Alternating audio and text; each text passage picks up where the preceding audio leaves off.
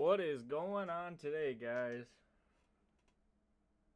And my mic's muted, I think. Am I muted? Okay, no, I think I'm good. Can you guys hear me okay? Okay, you hear me? Okay, thanks, James. Okay. How's it going today, guys? Got no Saints game on today, so we will be covering the Lions and Colts game. And okay, you guys can hear me. Thank God. Thought I did something wrong when I set up the stream. But what's everybody up to today? What's up, TW? What's up, James? Happy to see you guys here in the stream.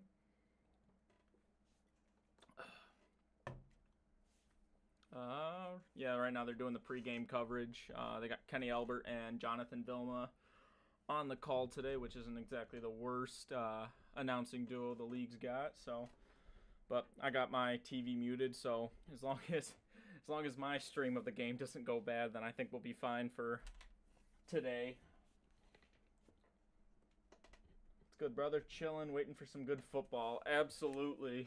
Yeah, your Patriots got the Dolphins today, don't they? In Miami.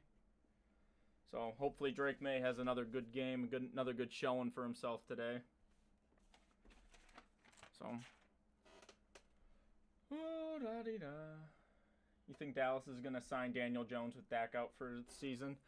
Honestly, it would be pretty funny. I could see Daniel Jones starting for the Cowboys Thursday night for the Cowboys and Giants game for Thanksgiving. So I think it would be genuinely pretty funny if they did that. They will lose because we suck. I mean, it's not that the team sucks. I mean, the Patriots honestly aren't that bad of a team. It's just, I mean, Drake May at least isn't bad, but we'll see what happens. But yeah, no, I do think that the Cowboys will sign Daniel Jones. Either the Cowboys or the Raiders will. But we should be getting into the game here soon, almost at the top of the hour. So hopefully we'll get the Lions and Colts going here soon. Let me just make sure I got everything working. Oh wait. Okay, there we go. Just making sure I can edit things as it goes. But what's everybody up to today? Well, how is everybody's Sunday going?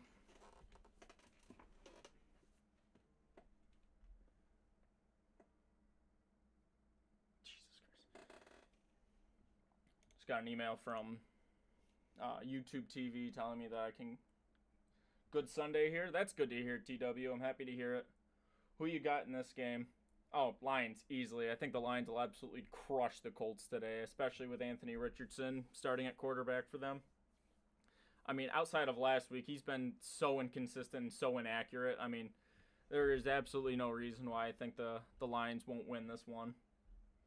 But we'll see what happens.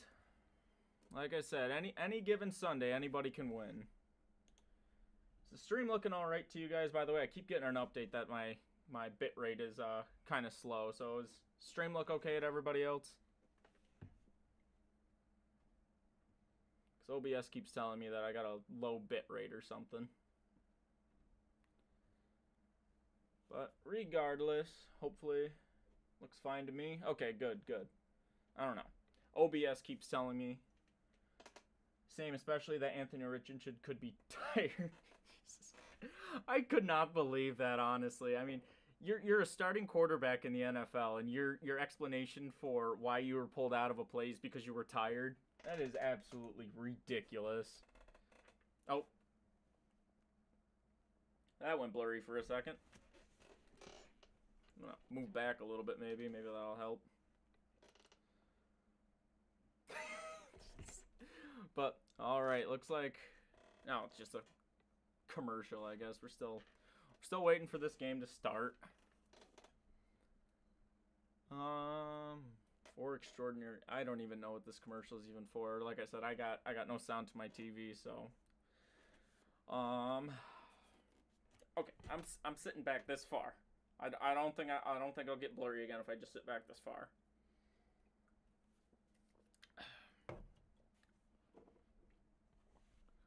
What's your score prediction for Lions Colts? 42-17 Lions. Honestly. 42-17 is probably my prediction, honestly, today. I don't see this going anywhere in the Colts' favor at all. But we'll see. Any given Sunday, anybody can win. Not football related, but did you catch SmackDown? I did. I did catch SmackDown. I saw CM Punk is going to be the fifth man for the original Bloodlines War Games. So, which if you watched JD on Monday night, he had said basically the same thing, that Paul Heyman was going to return and announce CM Punk as the fifth man. So, I'm pretty excited for War Games next Saturday. I'm thinking about actually covering it here on YouTube, but we'll see what happens. I might cover War Games live. But all right, we got the Fox robot on the screen, and looks like the game is about to start. So hopefully we get a good one in store for us. But honestly, I think the Lions will end up crushing the Colts. But we'll see what happens. Live from Lucas Oil Stadium, home of the Royal Rumble. Please do. I'll be working Saturday, so I won't be able to watch it live. All right, yeah. No, I might do a live stream watching along with War Games. So I probably have enough time to make a thumbnail for doing War Games live. So I might just end up doing that. Well, alrighty. Looks like we're about to get set to start this game. Jonathan Taylor is doing an interview, and Jesus Christ. Okay. No one can make field goals in the Saints Stadium since Coach Rizzi came. I know, honestly, special teams coordinator is, as a head coach right now, and nobody's kicking field goals or at least being able to make them, is absolutely extraordinary. I am absolutely astounded with the way the Saints have been playing the last 2 weeks under Rizzi. But alrighty, and here we go. Lions kick it off to the Colts, and it looks like it's going to be a touchback. So we got the Colts coming out to the 30-yard line. So we will have Anthony Richardson and the Colts to start this one off.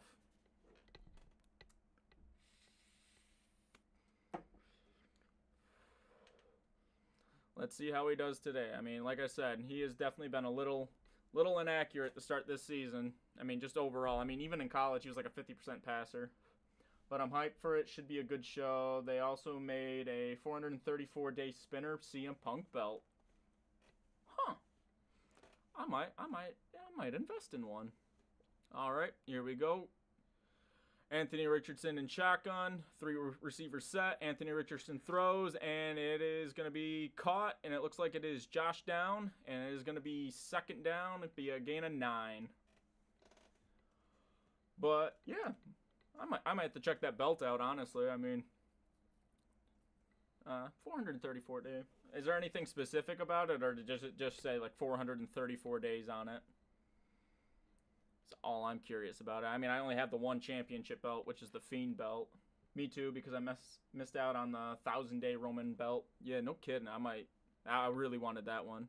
Richardson hands it off to. Oh no, Richardson holds. Runs it to about the 50-yard line. It is going to be a first down, Indianapolis. He caught me on that. He faked it out pretty damn good. I actually thought he handed it off to JT there, but yep. Richardson gets the first down out to about the 50-yard line. Let's see what we got. Ooh, and they also have the black helmets on today too for the Colts. I do like these ones a lot. I like any helmet that on any of the black helmets any team wears. Black helmets are always just really nice. All right, Richardson in shotgun. Jonathan Taylor in the back, hands it off to Taylor. Taylor picks up about 3 yards, and it's going to be 2nd and 7 out to about the Detroit 47-yard line. Just got to check a couple things over. Colts. Got notes here. 27. Okay, cool.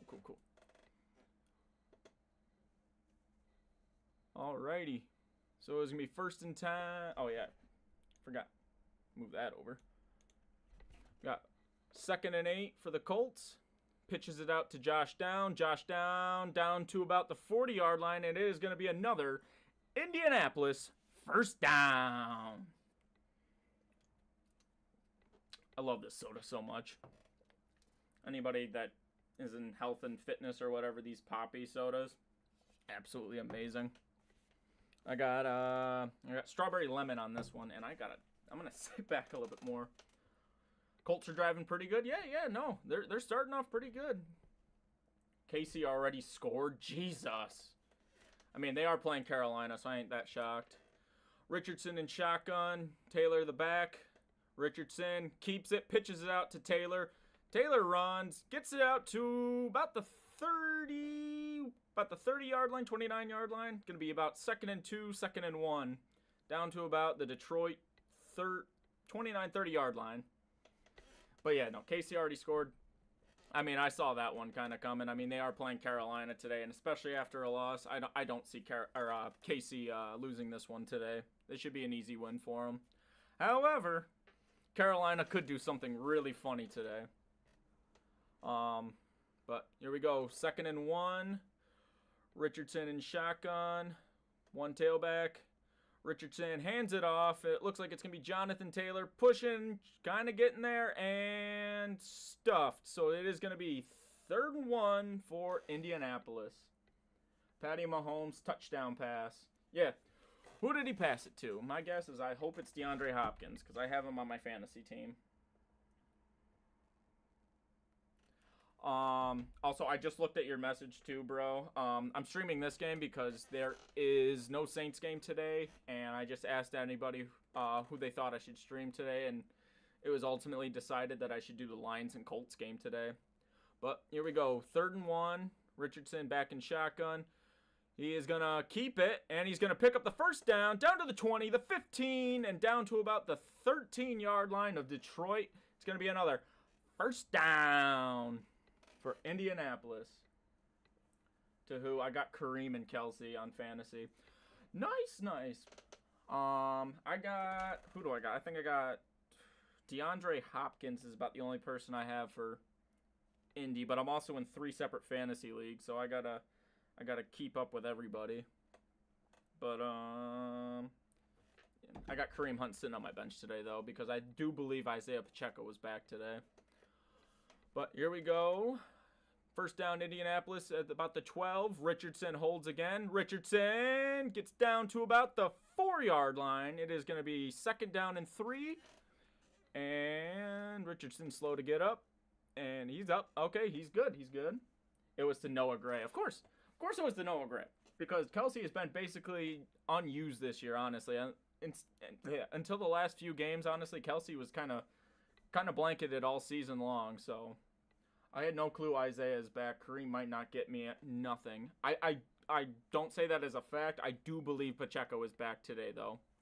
But we got 2nd and 1. Richardson, Taylor the tailback. Richardson hands it to Taylor. Taylor is going to be stuffed. It is going to be 3rd and 1 from the Detroit 4-yard line. But yeah, no, I think Pacheco is back today, so don't quote me on that though. Let me check ESPN real quick. I want to say Pacheco is back. Okay, you'll check real quick. Thank you very much. That is much appreciated, TW.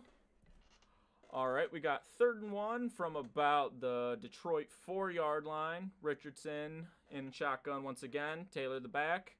Richardson keeps it. He throws into the back of the end zone. It is going to be an incomplete pass, and it is going to be 4th down and 1. What will Indianapolis decide to do? Oh, we got a flag on the play, though. What do we got? Do we have an intentional grounding? I want to say this might be intentional grounding for Richardson. But they are showing a Detroit defender, though, too. So let us see what the call is. And they're still discussing. An eligible player downfield. Okay, so Detroit's going to take the 5 yards, and they're going to repeat 3rd down. Also forgot to ask, did you catch Full Gear? I didn't see it live. I did see the results and everything, but honestly, I had really no intention of watching Full Gear last night. I kind of saw saw AEW in the last few weeks, and they had that one TikTok guy on the 0 Hour. I don't remember what his name is, like Big AJ or something. I don't know. I wasn't interested. But all right, after the penalty, we got 3rd and 6. Richardson shotgun, down in motion. Richardson looking, fires to the back of the end zone, and it is going to be incomplete. It's going to be 4th and 6, and it looks like Indianapolis will kick a field goal. But yeah, no, I had no intention of watching Full Gear last night. I wasn't too interested in the match card, honestly. But I did see a majority of the results. I just didn't see if who won between Orange Cassidy and Moxley, but if I had to take a wild guess, it was probably Moxley. Alrighty, we got Matt Gay out to kick the field goal. It's gonna be a 27-yard attempt. Kick is up, and it is true and good, and it is now 3-0 Indianapolis.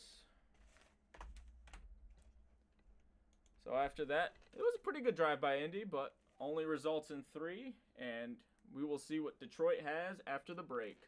I didn't watch it either. Have not watched it regularly since All Out. I mean, I've watched Dynamite, or at least I've tried to watch Dynamite in the last couple weeks, at least live, or just catch the highlights. But I mean, everything just feels so forced. I honestly don't know. Tony Khan right now is just not doing anything good. Honestly, he's producing pretty piss poor storyline television right now. I mean, we all know the pay-per-view matches are going to be good, but other than that, what really happens? What the hell is going on with EW? They have not been the same. It's been going on with AEW. They have not been the same. I mean, after the whole CM Punk debacle, I mean, AEW hasn't literally been the same at all. I'm not sure if he's playing in KC Drive. They only had 3 plays and only 1 rush to Kareem. Yeah, like I said, I'm gonna look it up real quick. I'm gonna see if Pacheco's back. Kansas City. Isaiah Pacheco.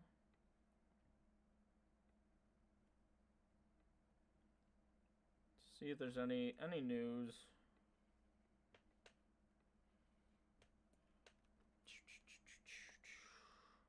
Week 12, Isaiah Pacheco on the Kansas City Chiefs. Okay, nope, he is not playing. They're still designating him out with an ankle injury. First 3 years were amazing. They had stories to go along with the great matches and pay-per-view, but damn, falling off the last 2 years. Now 7-3 KC. Okay, good. As long as KC wins this one. I don't necessarily always want KC to win, but they're playing a divisional opponent, so I need all the help they can get with New Orleans. Not that I see Kansas City, or not Kansas City, but Carolina is a threat right now, but what you gonna do, I guess. But yeah, no, they've fallen off. I mean, attendance, TV viewership, AEW has fallen flat on their face in the last few years. But like TNA, I just don't think they will die, honestly, all that much, just because of the fact of who's backing them up. I mean, Shad Khan is loaded, so. All right, we're back from commercial break. Indianapolis set to kick it off to Detroit, and here we go. And it looks like this will also be a touchback. And go out to the 30-yard line for Detroit. Detroit, they're going to absolutely dominate in this one, I feel like. But we will see. Time will tell on this one. Control panel, open studio real quick.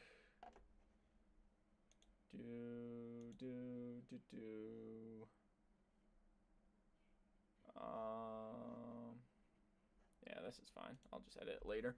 All right. Lions out to the 30-yard line. Jared Goff hands it off, and it looks like it's going to be a 2-yard pickup. And that was David Montgomery for the 2-yard pickup. It's going to be 2nd and 8 to the Detroit 32-yard line. But yeah, we'll see how AEW does in the near future. I mean, like I said, I don't think they're gonna die completely, but they're they're not producing the best television right now. All right, second and 8, Montgomery the back, Jared Goff in shotgun. Jared Goff gonna be a screen pass, gonna pass it off to number 87. I believe that is Sam Laporta. He's gonna pick up about 6 yards, and it's gonna be third down for the Detroit Lions. Let me just pick this up real quick. Yep, Sam Laporta is 87. All right, so it's going to be 3rd and 3. Jared Goff sets back to throw. Goff fires, finds. Who was that? Finds number 9. That's going to be Jamison Williams, and it is going to be enough for Detroit Lions. First down. Defensive coordinator is Gus Bradley for the Colts. I did not know that, actually. But, all right, 1st and 10 for the Lions. 7:30 left on. 7:30 left in the first. 15 on the play clock. Jared Goff under center. Jahmyr Gibbs the back. Goff, play action. Fires, finds Amon-Ra St. Brown for another Detroit Lions first down. Out to the 45-yard line. Hell of a play, though. I mean, whew. Yeah. About the 44-45 yard line of Indianapolis. I'm hoping for a turnaround. I'm still a fan. I just don't know why the hell they're doing right now. They gave me the alternative when I hated WWE because of Vince's, and WWE turned it around. Hoping the same for AEW. Absolutely, same for me. I don't hate AEW. They're just not entertaining. Also, David Montgomery picks up about 1 yard out to the Indianapolis 43-yard line. But yeah, no, I mean, AEW's kind of honestly turned into what WWE under Vince was. I mean, lackluster booking, inconsistent television, and just storylines that make absolutely no sense. So, I mean, what's the point in watching? But Jared Goff hands it off to David Montgomery. David Montgomery out to the left side and picks up about, I want to say about 5 or 6. It's going to be another third down for the Detroit Lions. 100%, brother. Absolutely. But we will see. What I really want to see, though, from WWE is what they're going to do with this Wyatt 6 storyline. Because, honestly, feuding with The Miz in the Final Testament is not doing it for me right now. And you know me better than anybody that I'm a huge Wyatt 6 and Bray Wyatt fan. So, hopefully they can do something with this storyline. But, alright, we got 3rd and 3 for Detroit. Jared Goff in shotgun. Montgomery the back. Sending Laporta in motion. Goff looking. Running around, scrambling, and he is going to be sacked. Whew. And that is going to be DeForest Buckner there on the sack, and it is going to be 4th down for the Lions. And it looks like with that loss, they are going to have to punt this ball away. Oh, I agree. I just got a feeling it's going to be a traditional elimination match of Survivor Series. I mean, I'm not completely against that. I mean, I would definitely enjoy a traditional Survivor Series match between the Wyatt 6 and the Final Testament. I mean, obviously, as long as the Wyatt 6 are winning, I mean, it's not exactly the worst thing in the world. All right, we got Jack Fox out to punt. It is 4th and 12 for the Lions. Fox punts it, and it is going to be fair caught. Nope, not going to be fair caught, but he is going to be tackled right at about the 10-yard line of Indianapolis, and Indianapolis will take over right there. Colts up 3-0. With 4:39 left in the first. They should win. There's no reason for the Final Testament to win unless Triple H has lost his mind. Absolutely, but who knows what they're going to do right now, honestly. I don't know. I just feel like they haven't been shown on television enough for anybody, I mean, outside of, Wyatt fans to really give a shit about the lore. I mean, I got this sitting right on my computer desk right now. So, you know where my loyalty stands when it comes to the Wyatt 6. All right. While we're at it, let's go take a quick look at ESPN and check out the other games around the league right now. Let's go to ESPN and just check out other games right now while we're at it. Well, Patriots are tied 0-0. Bucks up 7-0 over the Giants, which does not make me happy. Commanders up 3-0 over the Cowboys. Chiefs up 7-3, like we had talked about. Texans up 7-3 over the Titans. I mean, everything's pretty much where it is. I mean, who scored for the Buccaneers? Sean Tucker, 1-yard rush, and I'm sure he's sitting on my bench right now. Awesome. See what happened here, because, I mean, they only had 2 plays. Oh, there we go. They're going to punt it away. All right. Not too shabby.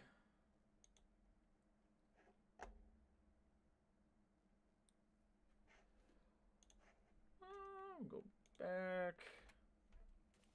That's dope. Oh, I know. You got the whole shrine. Yeah. I got the whole shrine set up right behind the computer desk right now. I mean, pick this up. Oh, yeah. New Fiend t-shirt hanging on the wall. Right next to me as well. But I gotta find a hook to hang this up with, but oh shit. It's focusing too much. But my fantasy teams are doing so pitiful right now too.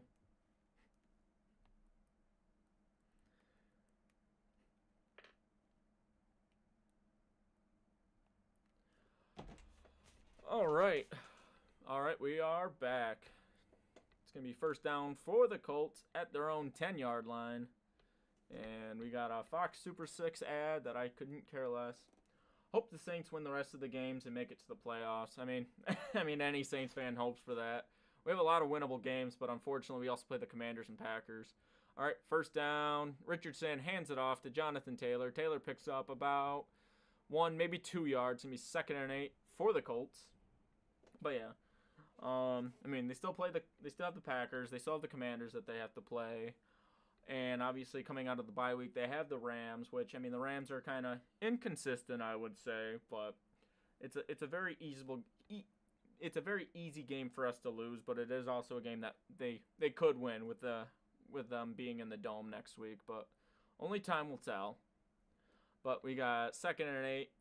Richardson, shotgun, Richardson, play action. Richardson fires deep down the field, and he just overthrew his primary receiver. Who was that? Number 14. That's the wrong list.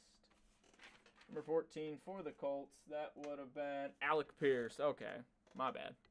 But yeah, just overthrew Alex Pierce, which would have been a first down deep pass too. He just overshot him, which, I mean, kind of has been Richardson's MO for most of this season. It's just inaccurate and inconsistent play, but it is going to be 3rd and 8. What do the Colts have in store? 3rd and 8. Richardson in shotgun. We got number 11 in motion. Richardson looking to fire. Gets it off, and it is going to be another Indianapolis first down. That is going to be to Michael Pittman Jr. for an Indianapolis first down. 3:40 left in the first. Colts up 3-0. Alrighty. Is Richardson tired? No, I'm just kidding. Richardson is in the huddle. They break. What do we got? We got Richardson in shotgun. He's got Jonathan Taylor as his back once again. Got 8 on the play clock. Richardson hands it off. Play action, actually. Richardson fires. And he's going to get it down to number 83. That is going to be Kylan Granson for another Indianapolis first down. But wait, we got a flag. 10-3 Chiefs? Okay, that's good for us at least. All right, what was the penalty? We got a penalty on, looks like it was the Colts. I couldn't hear what it was. It looks to appear to be holding on the Colts, which is going to back them up about 10 yards. But that was a beautiful pass to Kylan Granson. I mean, he did have to high point the ball a little bit, but that is going to back them up. That is going to back them up 10 yards. We could be ruining our draft pick. I mean, yeah, that's true too. I mean, like I said, I want this. It's a little questionable for me right now. Richardson hands it off to Taylor. Taylor picks up about 1, maybe 2 yards. But yeah, I mean, I mean, you have to look at it on this hand.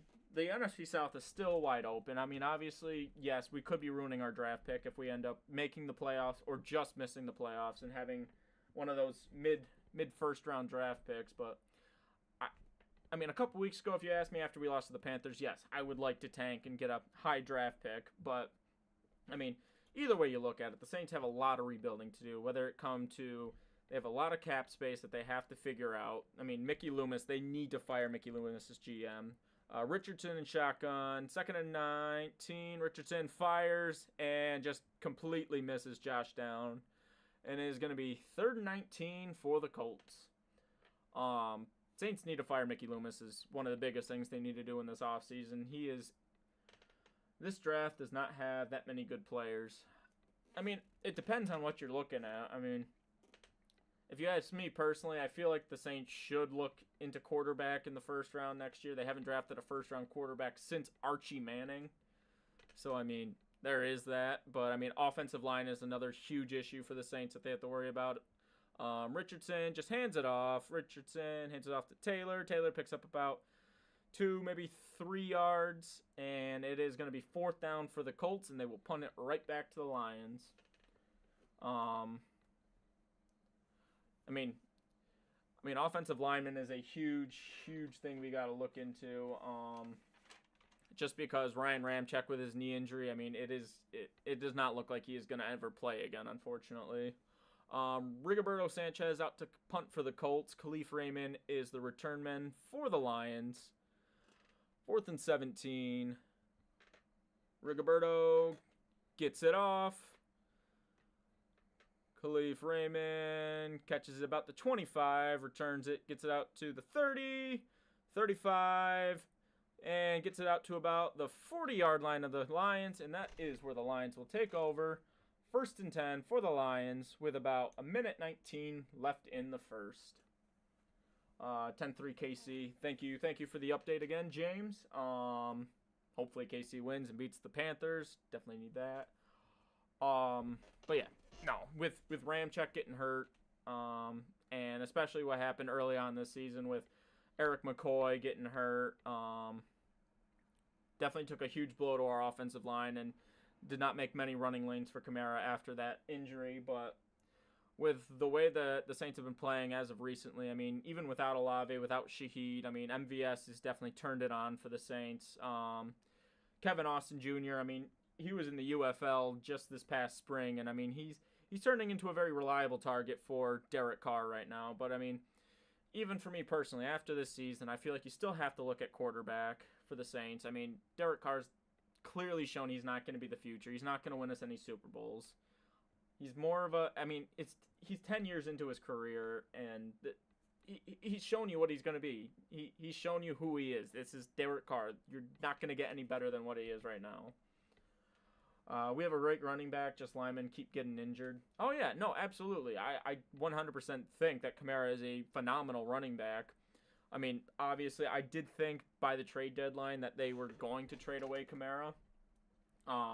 But they ended up keeping him and extending him to a 2-year deal. So I genuinely think Kamara is a great running back, but he is getting up there in age. The team is just full of aging vets, whether it be Tyrann Mathieu, whether it be Cam Jordan, whether it be Demario Davis. I mean, they're all still phenomenal players, but they are getting up there in age. The Saints need to rebuild. They need to get this salary cap under wraps because, I mean, they're already looking at like 90-something million dollars over the cap just to start next season. And then you're talking about guys that you can't cut because their cap hit is, or their dead cap money is worse than what their actual cap hit is. So, like, can't get rid of Carr, can't get rid of Kamara. I mean, trading Lattimore, while it might hurt our defense in the secondary overall, I mean, that was a necessary thing to do just with the way our cap space is looking right now. I mean, if he didn't get traded, I mean, this year he was definitely going to get traded in the offseason after June just because of just the way the cap space is in New Orleans right now. Mickey Loomis has just kept kicking the can down the road over and over again, and I mean, you get into situations like this where you're always over the cap space, like, by millions, like, but, alright, let's see, we've got Jared Goff hands it off to Jahmyr Gibbs. Jahmyr Gibbs gets stuffed behind the line of scrimmage. It is going to be a 1-yard loss, and it is going to be 2nd and 11 for the Lions with 1:06 left in the first. But yeah, no, the Saints just biggest thing they have to worry about this coming draft. They got A, got to get cap space under wraps. B, got to look at what they got to do at quarterback. And C, offensive line. Offensive line is the biggest necessity right now. 2nd and 10, Goff in the shotgun, Jahmyr Gibbs in the backfield with him. Goff looks to fire. He's scrambling. Gonna run. Gets it out to number 17. That is gonna be Tim Patrick. Tim Patrick down to about the 35-yard line of Indianapolis. And that's gonna be a first down, Detroit Lions. We would need to trade Carr in the draft and get a rookie QB. I don't know what you're really gonna get for Derek Carr, especially with that contract. The biggest thing is like you would almost have to trade away a first round pick for someone to take Derek Carr and that contract. The 3, 2, 1, and that is gonna be the end of the first with Indianapolis up 3-0 over to the Detroit Lions. Yeah, no, I genuinely don't know anybody who would trade for Carr just because of the contract. Unless New Orleans plans on continuing to pay for the rest of the contract. Otherwise, they might stick on to Carr and keep him as the backup. Or, like I said, draft a quarterback in the first round, let him sit under Carr for a couple of years and see if they can develop one. Saints have not drafted, like I said, the Saints haven't drafted a rookie quarterback since Archie Manning. But we'll see what happens. They've drafted a couple quarterbacks through the years. Whether it be Ian Book, and we saw what he was in 2021 when they threw him in there against the Dolphins. He did not look good. Obviously they have Jake Haener, who's in his second season. They haven't really shown too much of him. He's a designated backup no matter what. They tried throwing Rattler out there. He looked good in the second quarter of that Bucs game, but other than that, Rattler looked inconsistent as well. The Saints genuinely have to think about looking into the first round of the draft next year and looking at getting a quarterback. I genuinely believe so because, overall, that is the most important position in all of football is making sure you have your quarterback because we're past the day and age of defense winning championships and having teams like, the Ravens when they had Trent Dilfer or, Joe Flacco with the Ravens in 2012. You need a franchise QB to win you games. Otherwise, you're not going to win Super Bowls otherwise. But we'll see what happens. Obviously, we still have a few more weeks left of this season. See what the Saints can do. Maybe if they win out and, Falcons lose out, stuff like this. You never know. The Saints could still make the playoffs, could win the NFC South, but we gotta worry about one game at a time. We'll get to the draft when that comes, next April. But for right now, we gotta focus on, playing the Rams next week. They got the Rams, then they're playing at MetLife against the Giants. But we will see what happens. Without a quarterback in the first round, it will take a while to start winning games because Carr is getting way older. The team itself is really getting older. Kamara's, on the cusp of turning 30. Taysom Hill, he's only been in the league since 2017, but he came into the league as a 27-year-old rookie. He's already 34. Him and Carr are the same age. Aging vets on defense, like I said, with Jordan, with Davis, with Matthew. They need to rebuild, they need to make a younger team, and they need to get this salary cap under wraps. Otherwise, we're going to be looking at the same thing over the next few years. It is going to be a struggle for the Saints for sure. All right, 1st and 10 for the Lions. Goff play action. Goff fires. Goff just overthrows Sam Laporta, and it is going to be 2nd down and 10. But yeah, no. Team New Orleans Saints themselves are getting way, way older, and they need to start looking younger. You're also looking at an issue with, just say Chris Olave. He just suffered his 6th concussion within 5 years, dating all the way back to college. He's already had 6 concussions, and he's only been in the NFL. This is his 3rd season. So, you got to look at his health, and, you don't know if he's going to come back. Goff puts Laporta in motion, hands it off to Jahmyr Gibbs. Jahmyr Gibbs gets about 4, maybe 5 yards, and it's going to be 3rd down at about the 30-yard line of the Indianapolis Colts. Chris Olave is one of my favorite players. I mean, I love Chris Olave. I mean, he's a phenomenal player. Just right now, I mean, like I said, you have 6 concussions within 5 years. I mean, you got to look at your health and safety before anything else. All right, we got 3rd down and 8.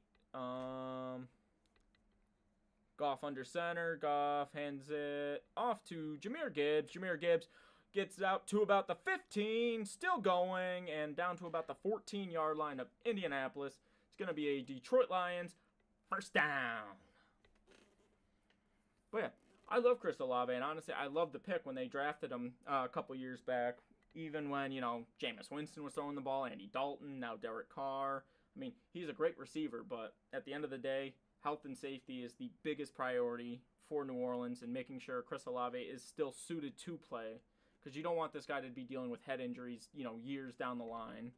1st and 10 for the Lions at about 14-yard line of Indianapolis. Goff hands it off again, and it is going to be about a 3, maybe 4-yard pickup for Jahmyr Gibbs. It's going to be 2nd down for Detroit.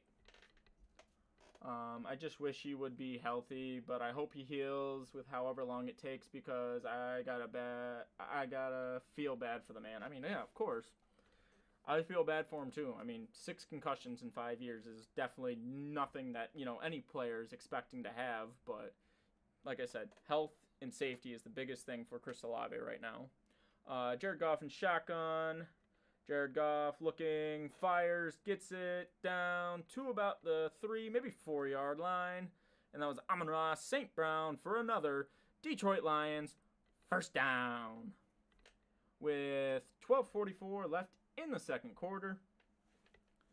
It is going to be 1st and goal for the Lions, down to about the 3-yard line. Goff under center, Gibbs the back. Goff hands it off to Jahmyr Gibbs once again. Gibbs muscles his way, maybe gets a yard, and it is going to be 2nd and goal for the Lions, down to about the 2, maybe 3. But hold on, we got a flag.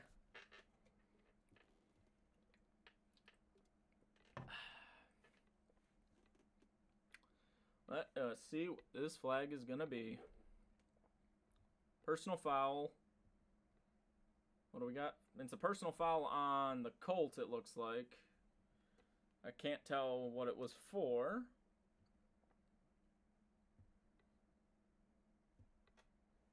Oh, okay. It's on Jones for jumping on top of the pile. Okay. Playing against Montgomery in fantasy. Well, yeah, that was on Jalen Jones, and it looks like it was just for him jumping into the pile. So that's going to make an automatic 1st down for the Lions. Goff in shotgun, Gibbs the back, sends Jamison Williams in motion. Goff hands it off to Jahmyr Gibbs.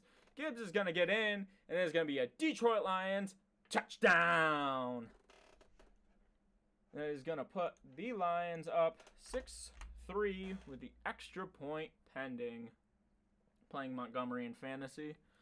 Well, I guess it's a good thing then that Jahmyr Gibbs scored that touchdown, because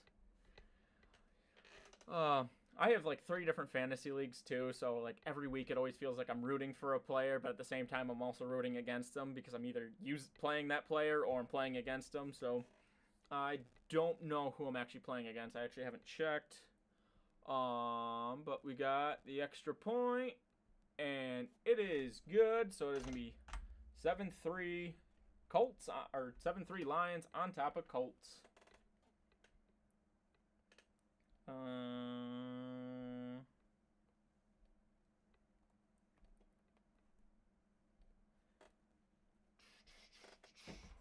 7-3 Lions on top of Colts. Let us do a quick ESPN update. Our O-line is garbage. Oh, for the Patriots game? I'm literally just about to check out what is going on in the world of the NFL. Oh shit. Drake May sacked. 9-yard sack. Jesus. Lions up 7-0. Bucks up 10-0. Commanders up 3-0. Chiefs up 10-6. Oh, Titans scored. They're up 10-7 over the Texans. How was Bryce Young doing today? Bryce Young, 6 of 10, 107. Hey, Better stat line than Patrick Mahomes, I guess. I had to bench Burrow, Cousins, and had to pick up Bo Nix because they're both on buys this week. Jeez. I mean, hey, Bo Nix has been showing up the last couple weeks. I mean, he absolutely dominated the Falcons last week. Oh, look at that. The Bears scored. How did they score? Roshan Johnson, 1-yard touchdown. I think I have him in fantasy in one of my leagues. I'm about to check that out here in a second. Bench. Oh, yeah, I already read that. I mean, Bo Nix is not a bad quarterback to have. I mean, what Sean Payton is doing with Bo in Denver, nothing wrong with what he's doing at all. Bo Nix is, I honestly think Bo Nix might be in contention for offensive rookie, or offensive rookie of the year. 100%. Did I have Roshan Johnson? I did. He's got me 6 points in fantasy. I mean, not much, but it's something. Check out my other fantasy leagues while I'm at it. Winning this one, 2250 to 933. Where's Justin Jefferson today? Jesus. Alright, whatever.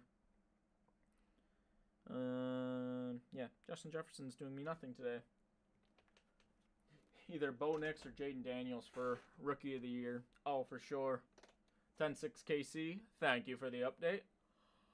7-0 Miami. All right. I hope the Patriots are able to get a win there for you today, brother. But only time will tell. All right, we are back from commercial break. 12:07 left in the second. Lions kick it off, and this one might be a return. It is going to be returned out to the 20 and stopped at about the 22-23 yard line. Indianapolis will take over there.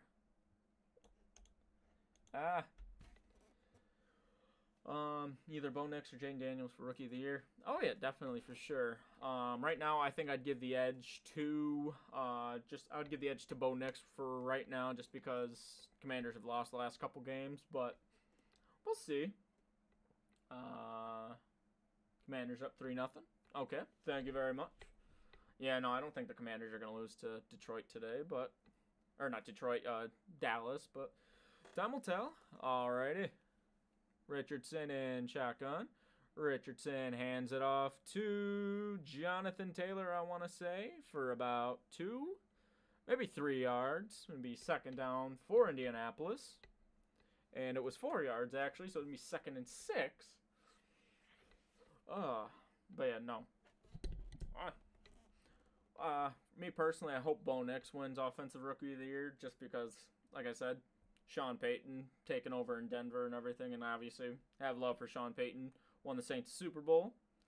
I can, say nothing wrong about the man. I'm glad that he's coaching again. Richardson holds the snap. He stumbles forward for about 3 yards, and then it's going to be 3rd down for the Colts. It's going to be 3rd and 3. But yeah, no. I love Sean Payton. Obviously won the Saints Super Bowl, like I said. Hope, like I said, if Denver wins, if Denver makes the playoffs and the Saints don't, I'll be rooting for Denver just because of Sean Payton. But, I just genuinely hope it's Bo Nix that wins Offensive Rookie of the Year. Richardson in shotgun. Richardson back to pass. Richardson fires, gets it out, and it is going to be 1st down. And that was out to Donnie Mitchell for the Colts. 1st down. And I just dropped my mooncake. This is Mooncake, by the way, from a cartoon series called Final Space that I watch. He is just sitting here in the background for whatever reason, because that is where I said it. Oh, I missed the play. Richardson fires. Going to be caught by, looks like that was Michael Pittman. And it is going to be 2nd down and 1 for the Colts. And they're just re-showing the Roshan Johnson touchdown for the Bears for the game recap. All right, it's going to be 2nd and 1 for the Colts. 9:57 left in the second quarter. 17 on the play clock. At about the Colts' 49-yard line. Richardson in shotgun. Taylor is the back. Richardson sets back to pass. Richardson fires a deep ball, and it is going to be caught. And that is number 14. I'm fairly certain that is, what is that, Pittman? No, that's Alec Pierce. Alec Pierce for the Colts first down. Whew. Who was in coverage on that one? Is that Valor?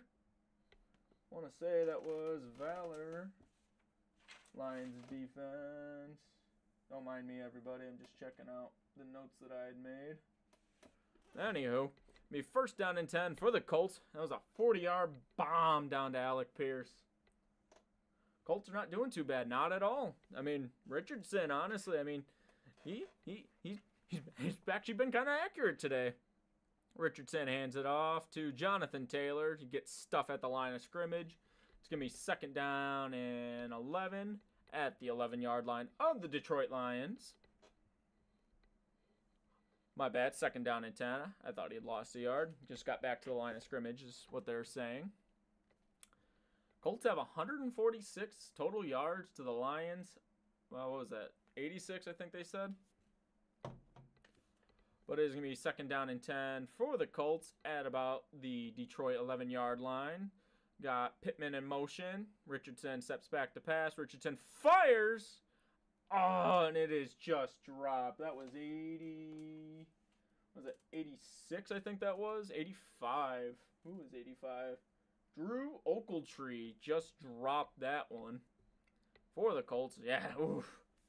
That would have been an easy touchdown. Drew just dropped that completely. And Richardson knows it too. Oof. That is one blow to take. Jesus. All right, third down and 10 for the Colts at the Detroit 11-yard line. You need to pick up 10 yards for the first. Richardson sends a man in motion. Richardson sets back to pass. Richardson fires. And it is going to be incomplete. And it is going to be fourth down for the Colts. So they will be kicking yet another field goal. And they will send Matt Gay out to do so. Yep, they're getting down the field at least. But it just, unfortunately, they just can't get it in the end zone. But, I mean, Ogletree did drop that one, so it's going to be about a 29-yard attempt for Matt Gay. 17-7 Titans. No shit. Titans came to play today against the Texans. Jesus. 29-yard attempt for the Colts. Matt Gay to kick. Ball is up. And it is good. And it is going to be 7-6, still in favor of the Lions. But the Colts draw within 1 point. Playing Texans defense. Oh, I'm so sorry, TW. I'm sorry now. I mean, it's not a bad pick. I would have picked the Texans too if playing the Titans. I mean, I guess Will Levis just decided to show up today.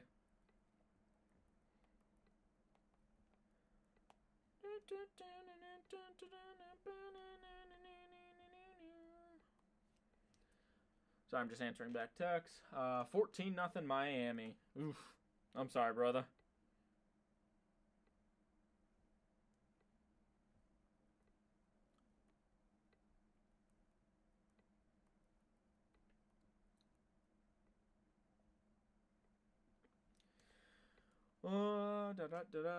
This team sucks, bro. I mean, I don't want to be that guy, but you also remember for like good 20 years you guys dominated the NFL, winning, 6 championships, so I don't feel bad. You get to suck sometimes too. Alrighty. Let us... Got 7-6 Lions over the Colts. Also, just give you guys heads up for next week's stream. It will not be at 1 o'clock. It'll be at 4:05 because, for whatever reason, the game's in New Orleans, but they're deciding this game's going to be a 4 o'clock game. So the Rams at Saints game I will be streaming, but that one is going to start at 4 o'clock instead of 1 o'clock. But, of course, I also will be streaming on Twitch Friday and Saturday as well. Friday I'll be playing Madden. I'll be doing a Saints Continuing my Saints 2025 rebuild. And Saturday, I think I'm just going to do kind of like a State of the Saints podcast, I guess I'll call it. Just talking about, what I expect out of the rest of this season, what I expect going into the draft, the NFC South as a whole, and I hope you guys tune in.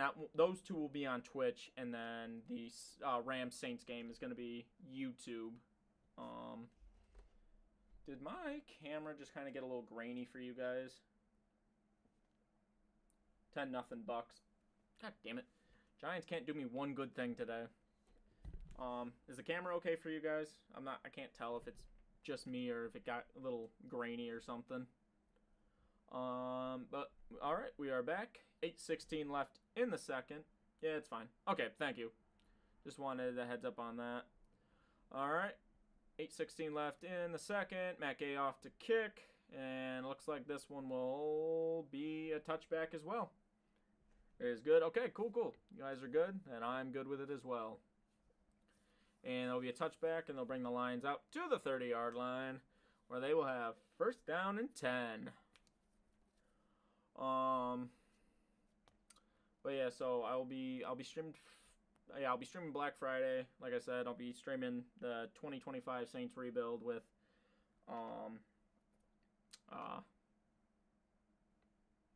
God, I can't remember his damn name for whatever reason now.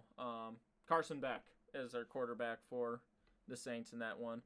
Goff hands it off to David Montgomery. Picks up about 7, maybe 8 yards down to about the 37, 38-yard line of Detroit.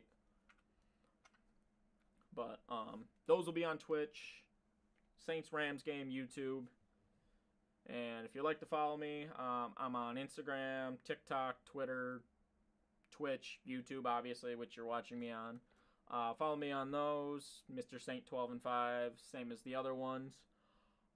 Jared Goff, back to pass. Jared Goff, climbing the pocket. Goff fires. And it is going to be to Tim Patrick. And it's going to be a Detroit Lions first down. Couldn't tell the yard markage on that one, but it is a first down nonetheless for the Lions with about 7:20 left in the second. And hey, I have not had one.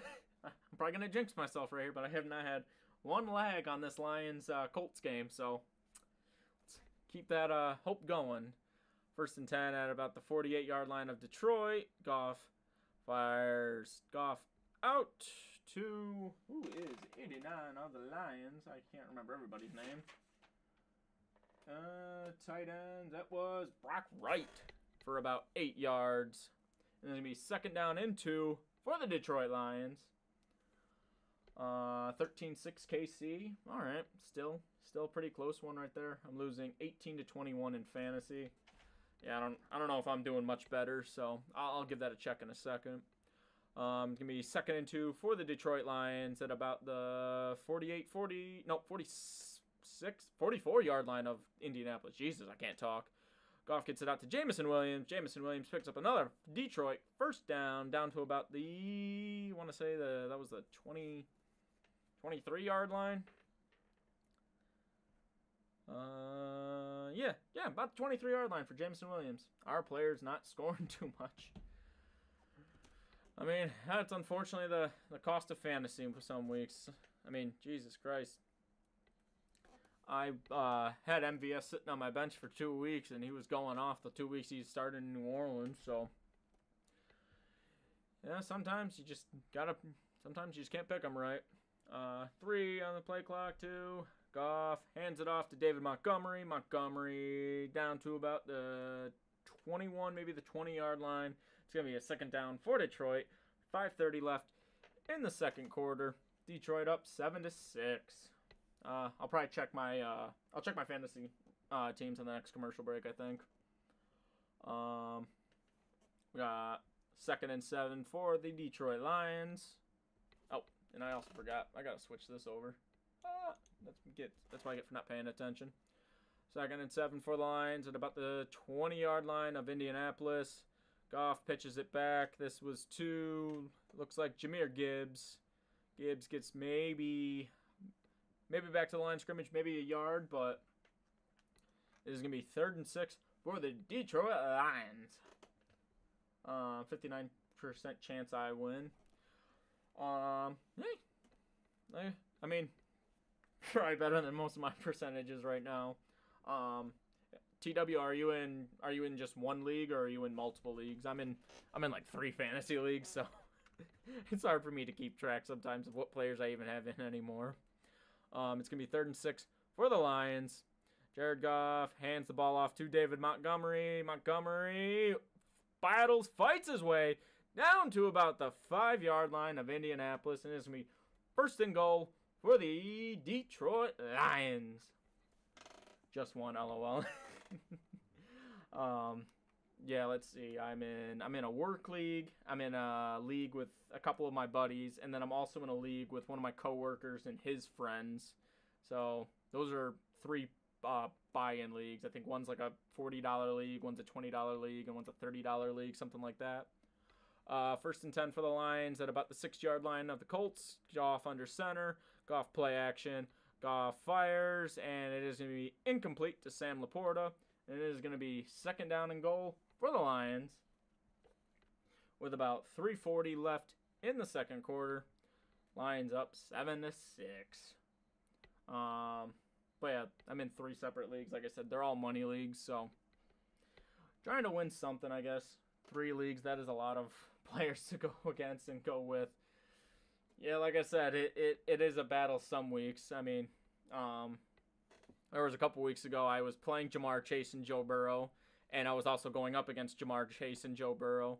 Goff hands it off to David Montgomery. Montgomery gets in, and it is going to be a Detroit Lions touchdown.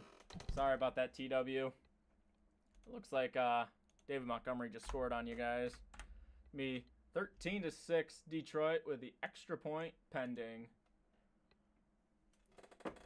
You got any Saints players? I had Shaheed. I did have Shaheed at one point.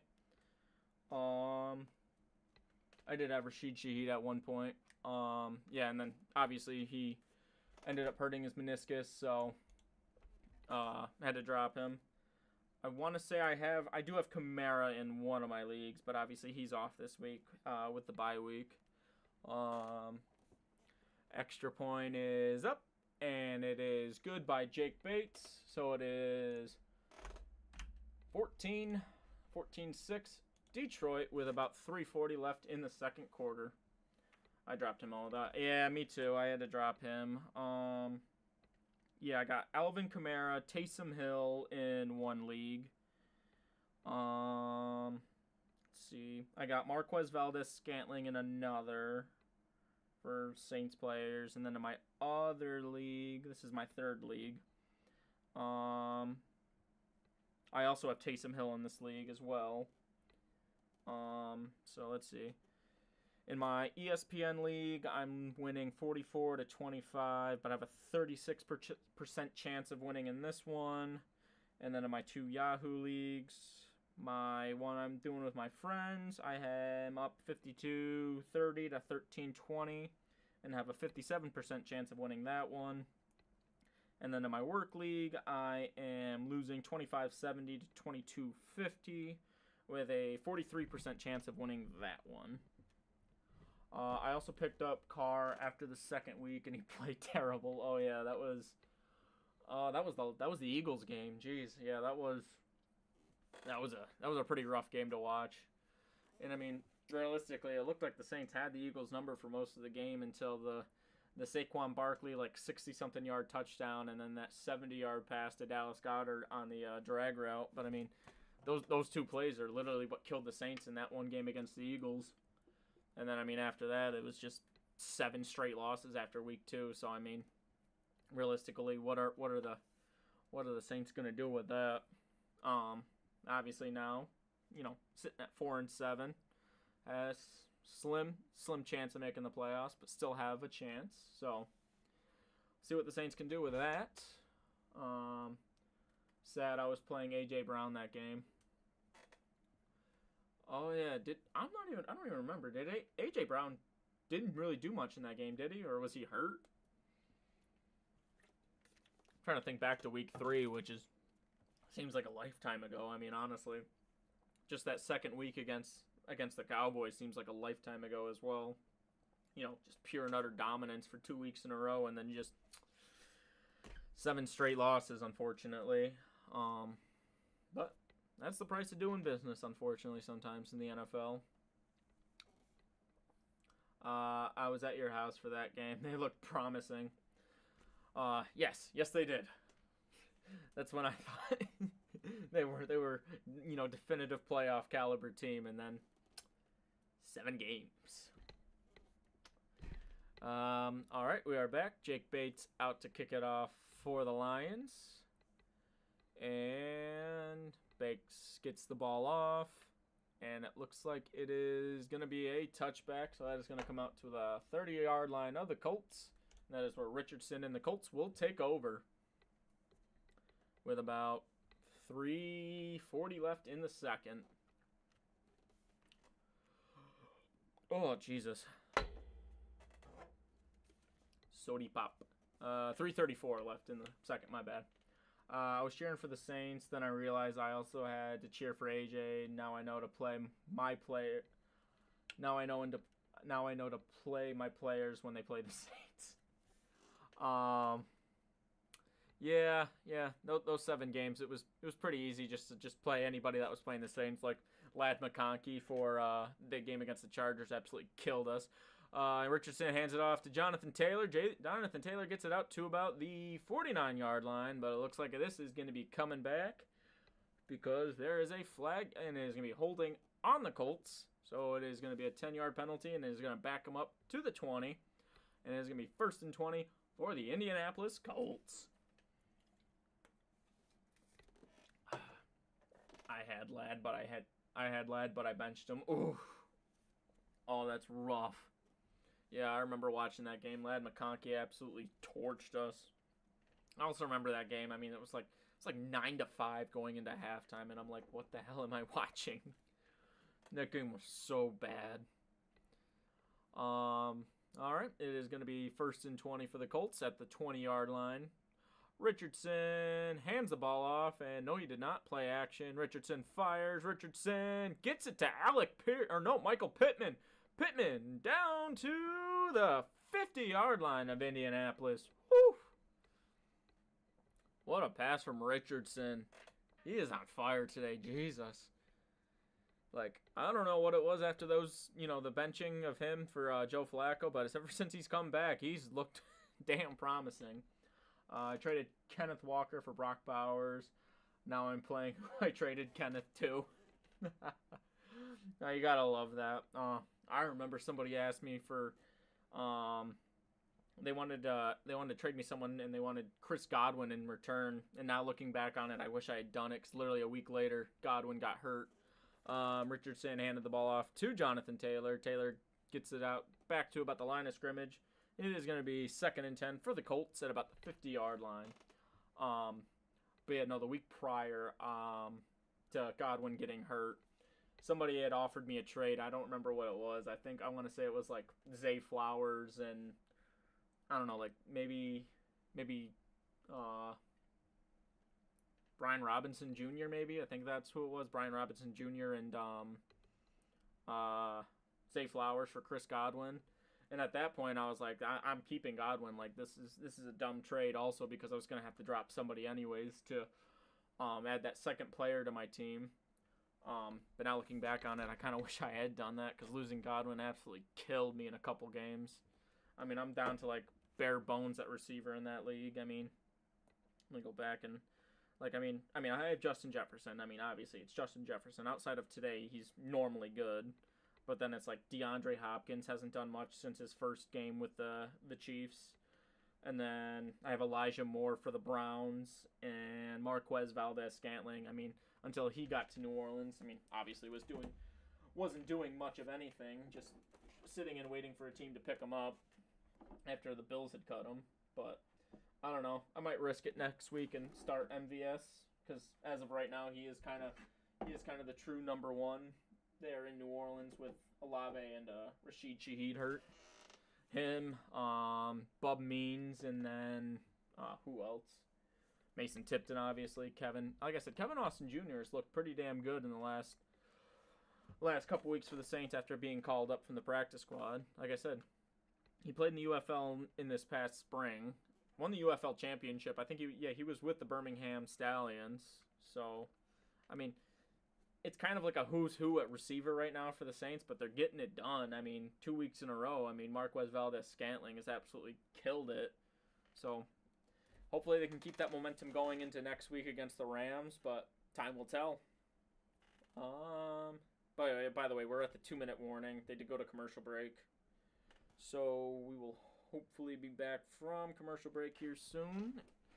And we'll have about 2 minutes, and then we'll have halftime, and then we'll get to the second half. I need to edit something, though. Someone traded me Mahomes and Ramondre Stevenson for Kittle. I declined because of already got a lot of running backs and Joe Burrow. I mean, honestly, yeah, keep Kittle because, I mean, especially this year, tight ends are a hot hard commodity to come by, at least, good ones. I mean, I drafted Sam Laporta, and he's done me absolutely nothing this year. I eventually ended up having to drop him because I kept getting so many injuries at wide receiver that I needed to drop a tight end just to make sure I could pick up another receiver. Plus, Sam Laporta realistically has done nothing this year. Like, he is not what he was in his rookie year last year. All right, back from the 2-minute warning. Richardson fires a deep shot, and it is going to be incomplete, looking for Alec Pierce. And it is going to be 3rd down and 10 for the Colts at about the 50-yard line. But yeah, no. Tight ends this year, I mean, you got Kittle. I mean, Brock Bowers has been doing pretty decent. My first pick was Bijan Robinson. I mean, that's a great pick. In one of my leagues, we were in a keeper league, and I ended up keeping Bijan from last year. Him and Deebo Samuel were my keepers in that league. 3rd and 10 for the Colts. Richardson in shotgun. Taylor the back. Richardson steps back to pass. Richardson fires, and it is going to be incomplete. And it is going to be 4th down and 10 for the Colts at the 50-yard line. And they will be punting it away. So they will bring out Rigoberto Sanchez to do those duties. And it's got about 1:52 left in the second.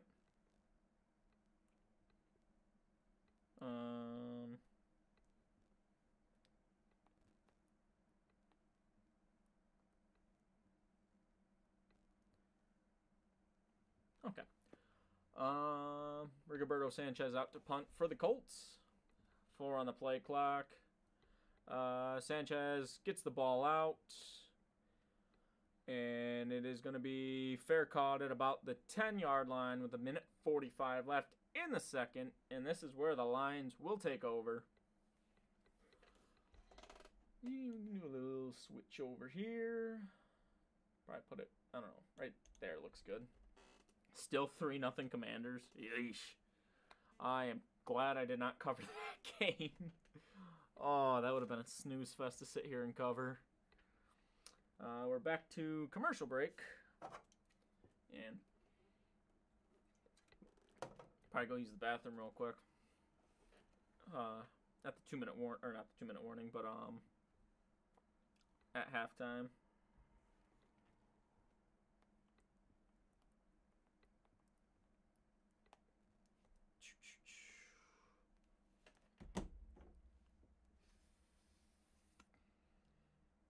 Oh, I should really charge this.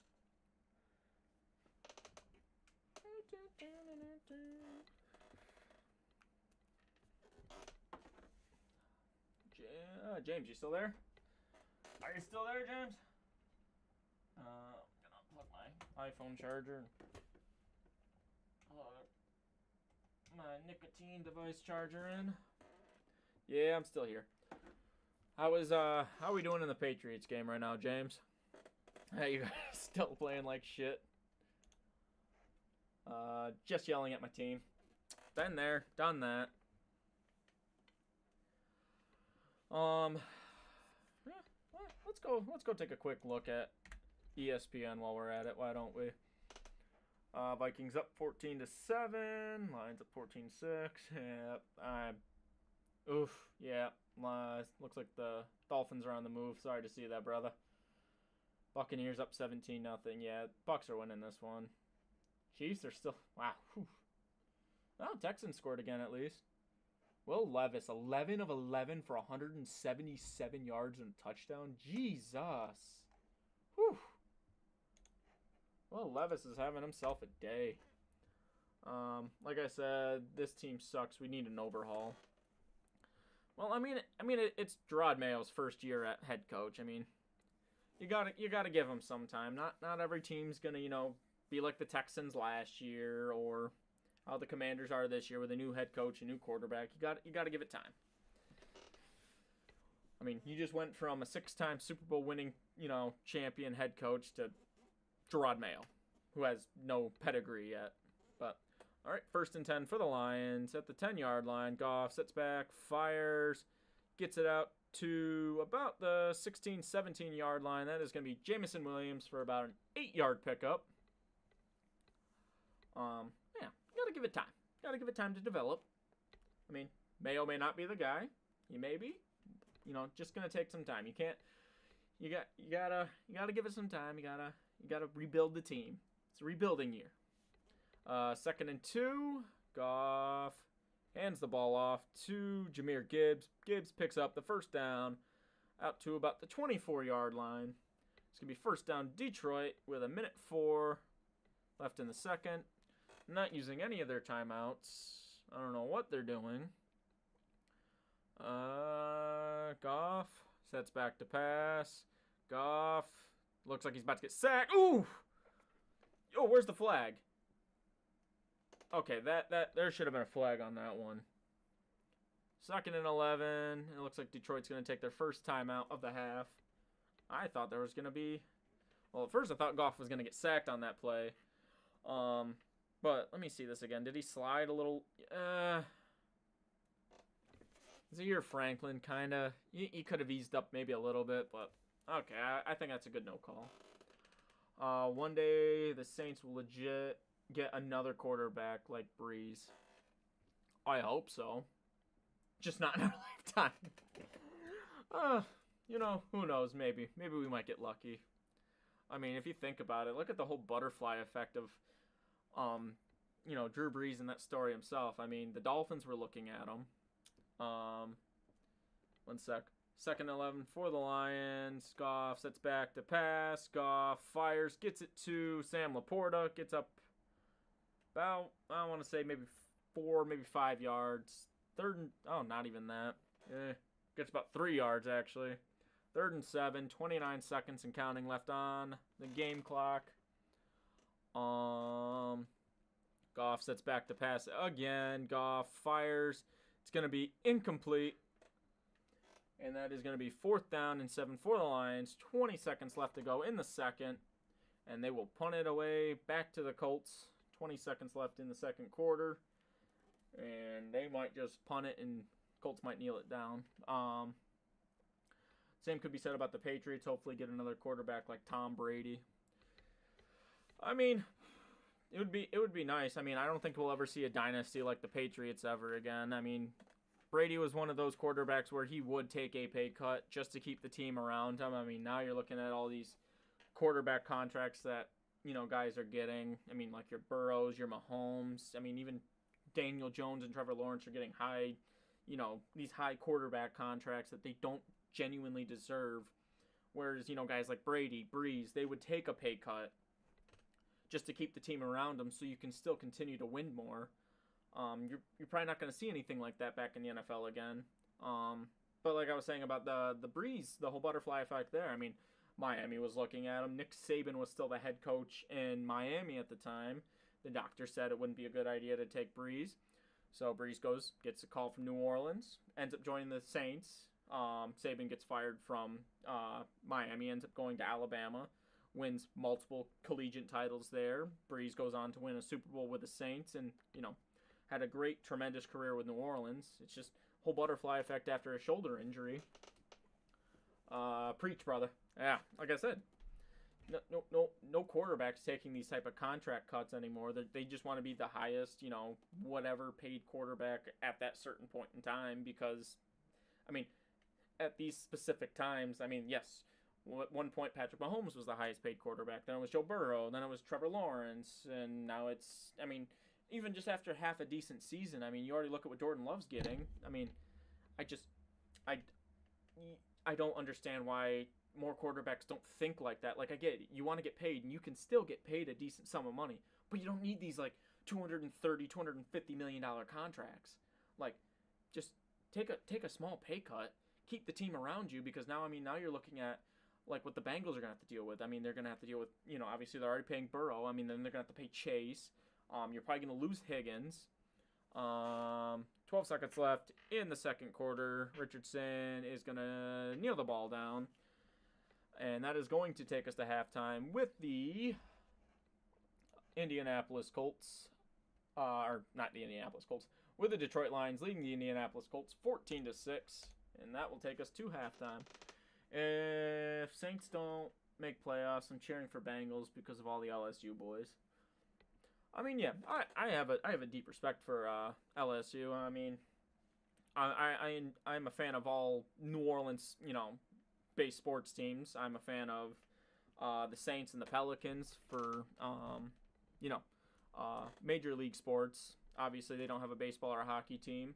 I'm a Diamondbacks fan for baseball, and I'm a Kraken fan for hockey, and then obviously I'm a Florida State fan for collegiate level, but 2016 Casey Noah Gray again. Jesus.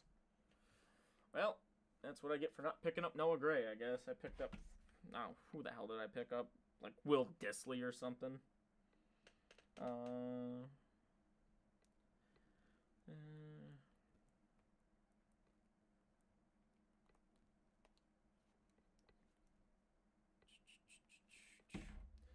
Yeah, I picked up like Will Dissly for the Chargers, so hopefully he does something for me too, because otherwise I would have sucked for not picking up Noah Gray. Noah Gray has 2 touchdowns. Wow. Yeah, that's what I'm saying. Like, I had the opportunity of picking up Noah Gray, and unfortunately I went with Will Dissly this week, so hopefully that doesn't end up biting me in the ass.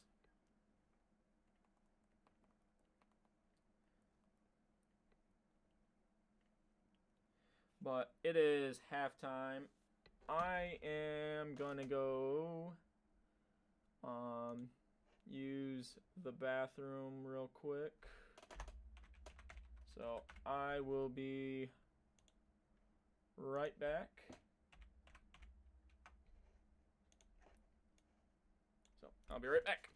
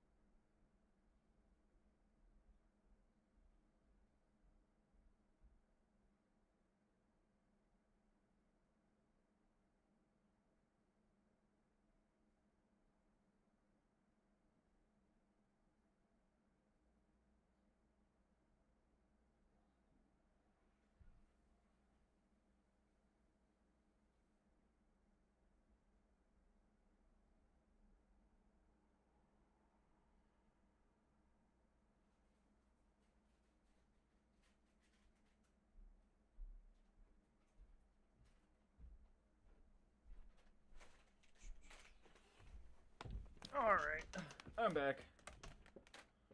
Oof, 21-0 Miami. Oof. I'm sorry, bro. Let me get that off the screen. Yeah, put that right there. I'm back. Also needed a snack too, so. Oof. Yeah, I'm sorry, bro. I was hoping for the Patriots today, but such is life.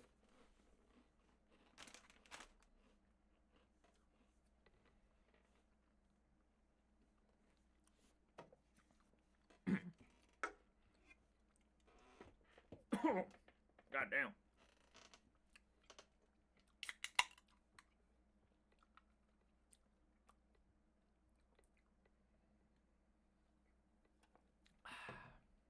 All right. Let us go take a quick look at everything around the NFL. At halftime for this game, I'm gonna refresh this page. 14-7 Vikings over Bears. There. Oh, and May just fumbled the ball. Recovered by Am. Oh, Jesus Christ. Oh, play was reversed. Oh, it's just an incomplete pass. Ugh. Bucks up 23-0. Jesus Christ. Tommy DeVito. Whew. Bucky Irving has 6 receptions, 64. Jesus Christ. Giants suck. Commanders are disappointing. Yeah. This game does not look like it's really done much. Jesus Christ. Jaden Daniels, 9-16, 57 yards and a pick. Oof. I mean, not like the Cowboys are doing much either, but that is not the game I was expecting. Chiefs up 20-6. No shocker there. Titans up. Oh, no, Titans tied it. No. Jesus Christ. Will Levis being 11 of 11 for 177 yards. That is the craziest stat line to me today.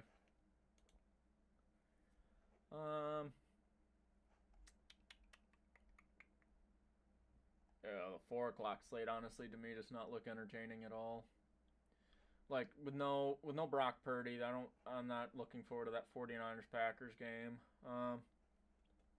I might watch the Broncos Raiders game just to watch Bo Nix, but other than that, I mean, it does not look like a very entertaining 4 o'clock slot. Oof. Check out this game cast. I want to see how Sam Darnold, 7 of 12, 81 yards and 2 touchdowns. Caleb Williams having a moderately successful day today. If you could meet one football player, college or NFL, who would it be? Drew Brees. Easy. Drew Brees all the way. I unfortunately never got to see him play live in person. I have seen one Saints game live. It was 2021. It was literally the year after Brees had retired. And it was Saints at Buccaneers, Sunday Night Football, and Taysom Hill was the starting quarterback for the Saints at that point. What about current NFL player I would like to meet? I'd probably say Taysom Hill for that one too. Just because I've been a fan of his ever since he had gotten to New Orleans back in 2017. I didn't really know about him much in college. Didn't really watch too many BYU games. But as more and more as Sean Payton developed him into the Saints offense, I mean, he's just been that, utility guy. He's been that gadget guy, and I mean, he's just a phenomenal athlete and a phenomenal player. I have met Hill. He's a great guy. That's awesome. That is honestly really awesome. You were really lucky. I want to be able to get to a Saints game down in New Orleans at some point in my life. But yeah, I've only been to the one Saints game. It was down in Tampa Bay, and Saints won that one like 9-0. So it wasn't an entertaining game, but I mean it was they shut out Brady, they were just a nightmare for Brady that game again too, and that was in that 2020 2021 season stretch, where the Saints went undefeated against the Buccaneers and Brady. James, yeah, I remember that. LOL. Do you really remember it, James? Because of how many fucking drinks you had. I mean, I'd be shocked if you actually remembered it.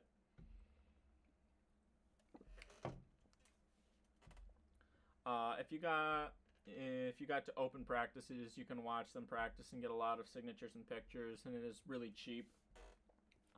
Oh yeah, no, trust me, I would love to get down to a uh bits and pieces. Yes, I'm sure it is bits and pieces. Um,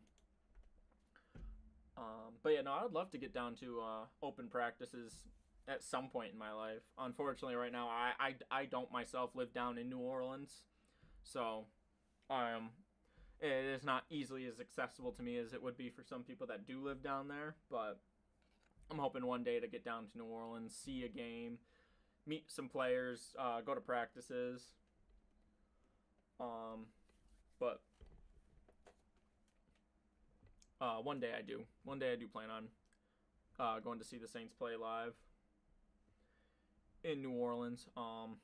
Actually, I genuinely, one of my bucket lists is to see all my favorite, my four major professional sports teams play live at their home stadiums. So, like, I want to see the Seattle Kraken play a hockey game up in Seattle. I want to see a Diamondbacks game in Arizona. And then I want to see a Pelicans and a Saints game down in New Orleans at some point in my life. And then see a Florida State game down in Tallahassee. For football, at least. I can do without, basketball or baseball. But if I get the chance to, then I'll do it. But at least a football game for Florida State.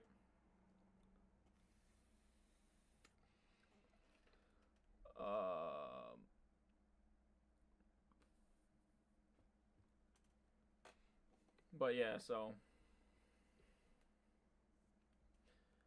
I've been to one practice, two games. What games did you end up going to, TW? We can go to Boston to see my teams play and go to Alabama for college. I mean, yeah, I think don't the Pelicans and the Celtics play each other at some point this year? At least at some point. I feel like they always end up playing each other. I mean, it is basketball. There's, how many games that you end up having to play. Let me check if they play. Yep, Pelicans play the Celtics in Boston in January. Sunday, January 12th at 6 p.m. Could be something to look into.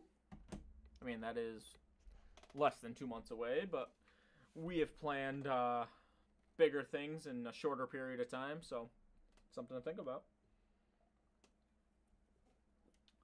Saints Bucks in 2022 in Tampa, and Thursday night football against Broncos. Was that the Broncos game from this year?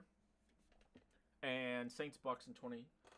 Oh my God, was that Monday night game where Tampa Bay ended up coming back to win against the Saints? I think I remember that one because, yeah, Andy Dalton was the starting quarterback for the Saints at that time. Yeah, this year. Oh, I'm sorry that you had to go and see that one. I mean, it was cool to have Peyton back in the dome, but yeah, no, that was a rough one for me to watch too. I watched that at my buddy's house, and Jesus Christ, I just couldn't help but just keep screaming at the TV. The loss against Tampa, yeah. Yeah, no, I remember that game. Like, we had dominated for most of that game, and then in just like the last 4 minutes, Brady did what Brady always does. Brady has always been good at picking apart zone coverage and he's always done it. I don't understand why they were playing zone and letting up easy passes like that. Like, Brady absolutely demolished us in that. It was like literally 4 minutes, if I remember correctly. It was 4 minutes, and Brady literally just came back and won the game.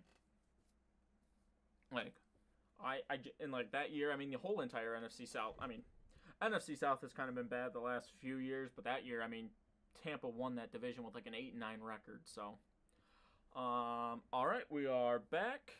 Colts to kick it off to Detroit. Gay gets the kickoff, and it is going to be a touchback coming up to the 30-yard line. And it is going to be Detroit ball. But yeah, no. I hope the Saints can get their revenge against Tampa Bay at the end of the year this year, though. I mean, that's the second quarter where Spencer Rattler played against Tampa. I mean, the Saints genuinely looked like they were actually going to win that one, and then they just fucking fell off in the second half. All right, first 10. Jared Goff under center. Jared Goff hands it off to Jahmyr Gibbs. Jahmyr Gibbs gets stuffed, and it's going to be second down. It's going to be about back to the line of scrimmage, maybe a loss of 1. 24-0 Miami. Oh, sorry, bro.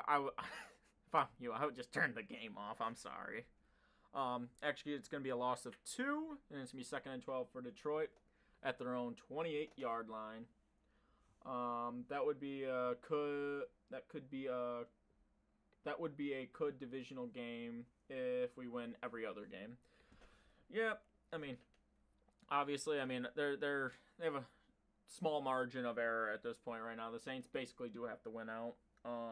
Jahmyr Gibbs gets the handoff, gets about 4, maybe 5 yards. So it's going to be about a third down and 8, 3rd down and 7 for the Lions.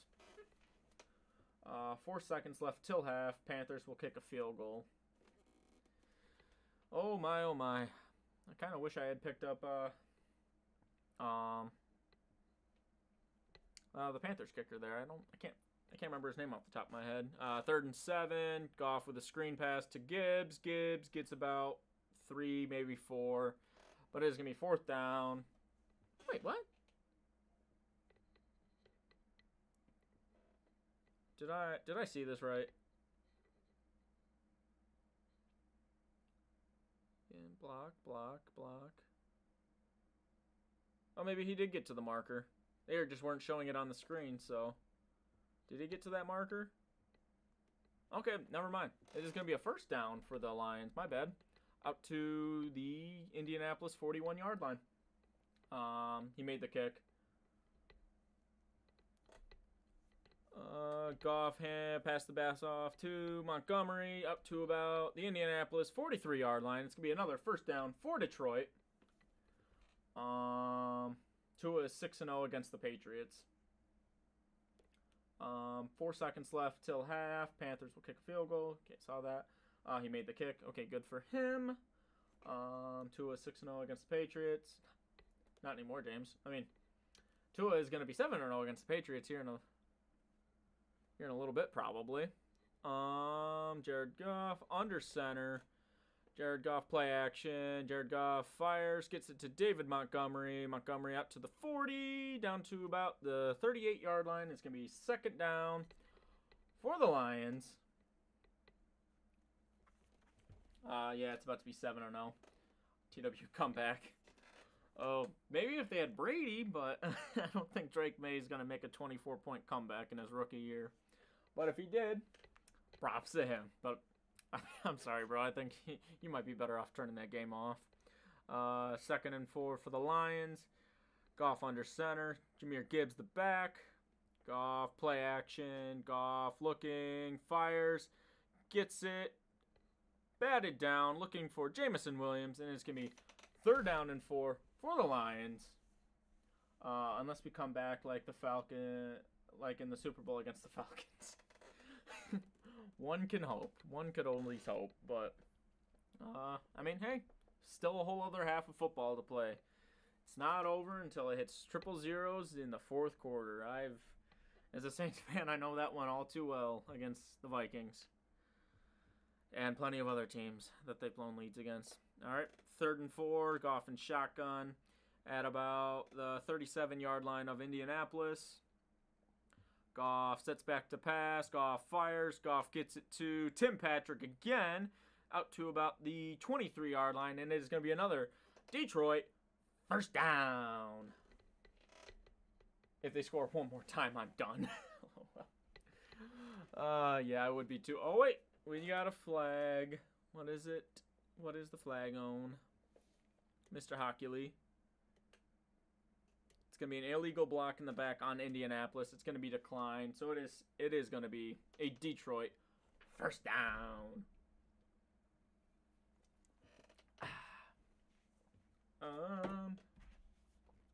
Sorry, I'm just going to check my text messages real quick.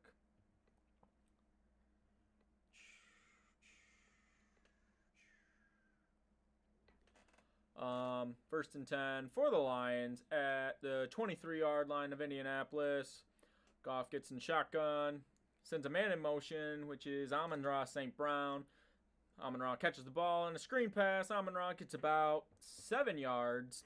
It's going to be second down and 3 for the Lions. Second down and 2, my bad, for the Lions. Down inside the 20 of Indianapolis. Whopper. The Patriots are broken and need a doctor. I like that one. Oh, jeez. I like that one. That was a good one. Second down and 2. Goff under center. Sends Amon-Ra back in motion. Goff play action. Goff fires. Gets it to Laporta, who drops the damn ball. God dang it. So it's going to be third down and 2 for the Lions. 10:37 in the third.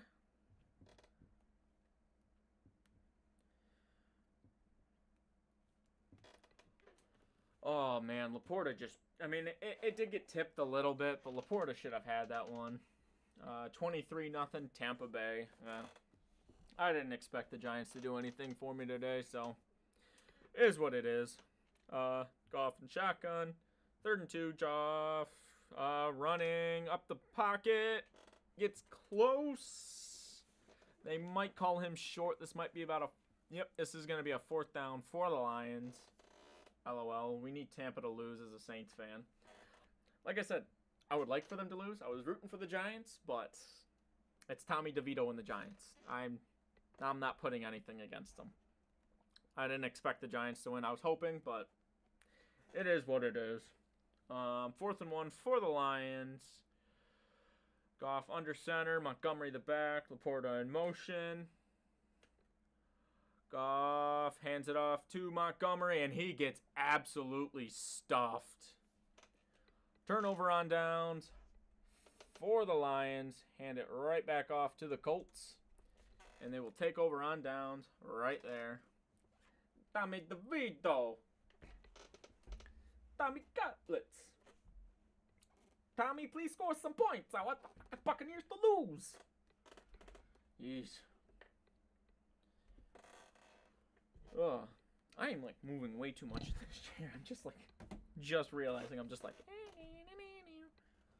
I'm moving around way too much. Too much caffeine in my system today, I think. Justin Jefferson has 1 reception. Woo! Doing great for my fantasy team, isn't he?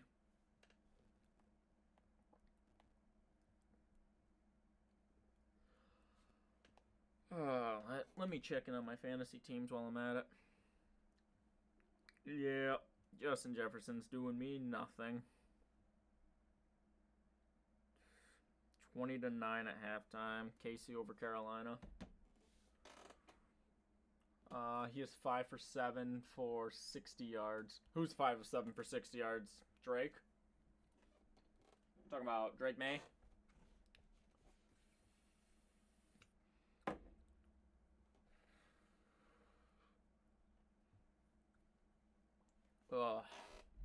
Tommy D. Oh, shit.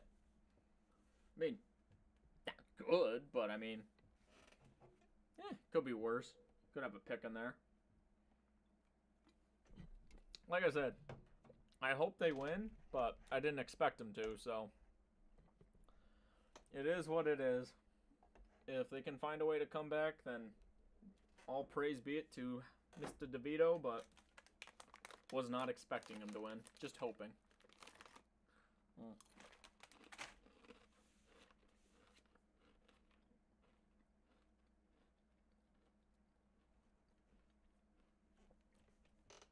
Quest protein chips have the texture of eating sand in your mouth.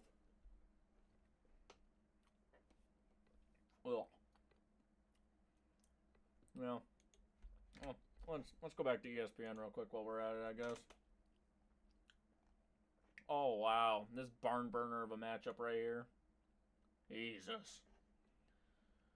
Alright, we're back from commercial break. Sounds delicious, LOL. I mean, they taste good. Just have the texture of eating sand. Hope Lions win rather than be the best team than the Chiefs. Oh, yeah, absolutely. Richardson steps back to pass. Richardson fires. Gets it to Josh Down for a pickup of about 7. The 2nd and 2, 2nd and 3 for the Colts. Someone lost their helmet. There is a flag on the play. And let us see what this is for. Who lost their helmet? Well, let's see what the flag's on.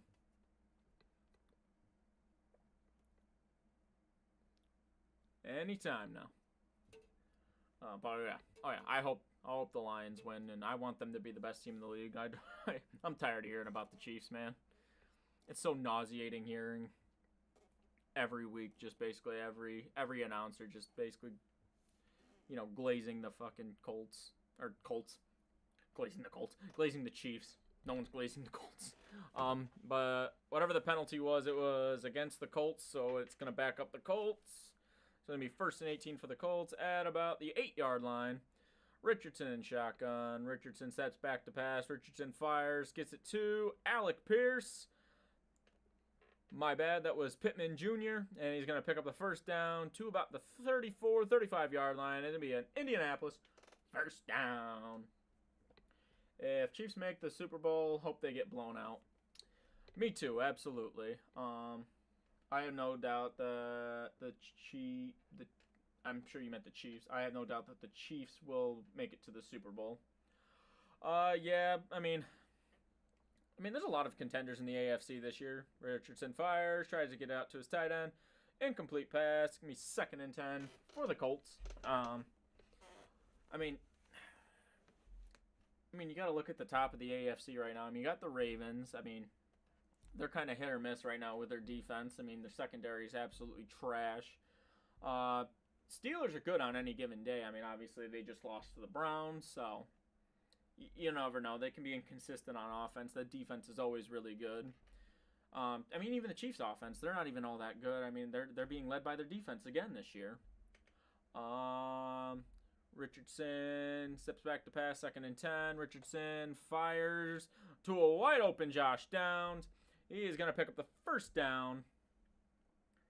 And, oh, nope. And they called it incomplete, actually. And 2nd and 10. And another flag.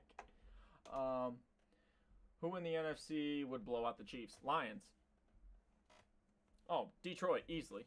It would be Detroit. Pass interference on the offense. Jesus Christ. Colts cannot get out of their own way. It is going to be pass interference on Alec Pierce. Yeah, it was ticky-tacky, but, I mean, call's a call. I mean, yep. So it is going to be pass interference on the offense of the Colts, so it's going to back them up 10, so it'll be 2nd and 20 for Indianapolis. But yeah, if it's going to be any team, it's probably going to be the Lions. Trying to think if anybody outside of the NFC I could trust beating the Colts right now. Or, Jesus Christ, the Colts. The Chiefs. Sorry, talk about the Colts too much right here. Colts in shotgun. Richardson backs a pass. Richardson fires, and it is going to be another incomplete pass. 3rd and 20, 8:37 left in the third. Not really the Vikings as of late. I mean, Sam Darnold, again, has also been a little inconsistent as it is in the last few weeks. Probably not the Packers. Again, Jordan Love with his interception problem. He's been playing a little too much like Brett Favre this year. I don't know. Maybe Philly. I could see Philly doing it. Richardson just hands the ball off to Jonathan Taylor. Taylor's gonna pick. Ooh! Thought he might have actually almost gotten it there for a second. He got stopped at about the 36-yard line. It's gonna be 4th down for the Colts, and they will punt it away to Detroit. Mine would probably be Lions Chiefs. I mean, at the end of the day, that's probably what it is gonna be again. Or not again, but that's probably what it is gonna be for the Super Bowl. If it wasn't the Chiefs, then obviously probably the Bills. Bills-Lions is kind of what I'm seeing the Super Bowl be as. Yeah, mine too. Yeah. I definitely see it probably being probably Bills-Lions, though, if anything. Rigoberto Sanchez out to punt. Gets the punt away. Gets caught inside the 10. Out to about the 15. Out to about the 20, 21-yard line. And that is where the Detroit Lions will take over in the 3rd quarter. And we will see what they got on offense when they come back from the commercial break. Or Bills-Lions. Yeah, that's what I'm saying. It's probably going to be Bills-Lions. Or with a miracle, the Saints. I mean, I would love to say that the Saints would make the Super Bowl. But even if they made the playoffs, I mean, this Saints team would probably get... it's probably going to be a wild card knockout. But like I said, any given Sunday, as long as you get into the playoffs, your record doesn't really matter at that point outside of, like, obviously seeding and who hosts a playoff game. But once those games start, your record is meaningless. I mean, it's just if you can get hot at the right time, that's all that matters. I mean, look at certain teams. Look at the Giants when they beat the Patriots both those times in the Super Bowl. I mean, they were wildly inconsistent during the regular season, got to the playoffs, won 3 straight games, got to the Super Bowl, won the Super Bowl against the Patriots, and they did that twice. And they were I want to say they were the 6th seed both times, actually. But yeah, you just got to get hot at the right time. I mean, not every Super Bowl team that's won has always been, you know, a 1 or a 2 seed. I mean, if it was that case, then I mean, what would be the point of seeding at that point? I mean, you could just pit 1 and 2 versus 1 and 2, and then go on that way. I mean, that's why they have 7. I mean, now they have 7 seeds. I mean, anybody can win it once you get to the playoffs. That's all that matters. You just got to get there first is the biggest thing. But yes, fingers crossed. Maybe it could be the Saints. I have lost so much in fantasy. I'm out of the playoffs. I mean, in one of my leagues, I'm definitely out. I think it's at like a 1% chance of making the playoffs. Yeah, I'm 4-7 in my ESPN league. And then my 2 Yahoo Fantasy leagues. 6-5 in 4th place out of 8 in that league. And then in my work league on Yahoo, I am 7-4 and in 5th place out of 12 in that one. So those 2 I can hopefully will make the playoffs at that point. Oh, and here we go. We got our first lag of the stream. I got to refresh my feed for this Lions game.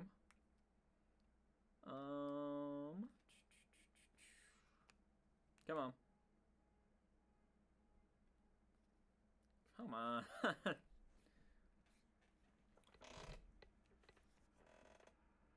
Oh, it is really being a pain right now. Okay, now it just completely booted me out. So we'll have to go back in and hopefully it'll just refresh on its own. Jesus Christ, why do I keep getting this warning? Okay, if I have good signal, that's what are you vaping? We got a Geek Bar Pulse Cool Mint because all I will ever use is menthol. Hopefully I don't get any strikes from YouTube for vaping on stream. I think I'll be fine though. And if not, oh well. I've done it this far. I gotta go. Alright, TW, thank you for hopping into the stream. I appreciate you hanging out for as long as you did. I hope to see you in a future stream. Have a good day. Alrighty, we got 1st and 10 for the Lions, 7:06. They are out to about the 36-yard line. I got cherry, Riz, and sour apple ice. I like sour apple ice at least. Goff sets back to pass, fires it to Amon-Ra St. Brown, picks up the 1st down for the Lions, out to the 47-yard line. Yeah, sour apple ice is a good one. But for me, obviously, I always go menthol. Menthol is typically just the way I always want to go. Yeah, 47-yard line of Detroit will be 1st and 10 for the Lions.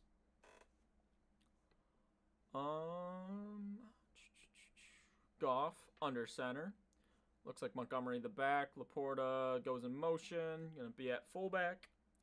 And then he sends Amon-Ra in motion. Goff sets back. Play action. Steps back to pass.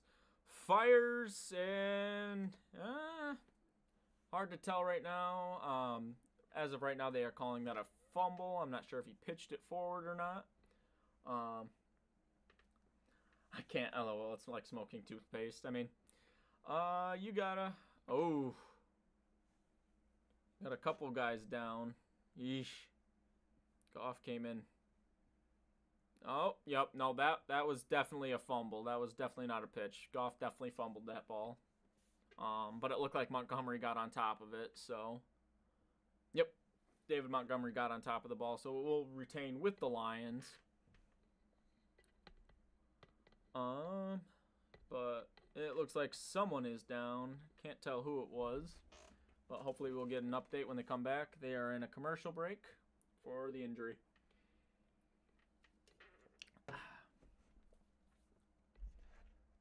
And while we're at it, we will go take a quick ESPN update.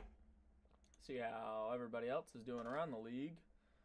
14-10 still. Vikings over the Bears. 24-0. Patriots over, or Dolphins over Patriots. Sorry. 23-0. Bucks over Giants. Oh shit! Look at that. Did they score a touchdown? They did. But Austin Seibert missed the PAT. Yeesh. Kickers this year in PATs and field goals. Not doing too hot, but Commanders are up 9-3.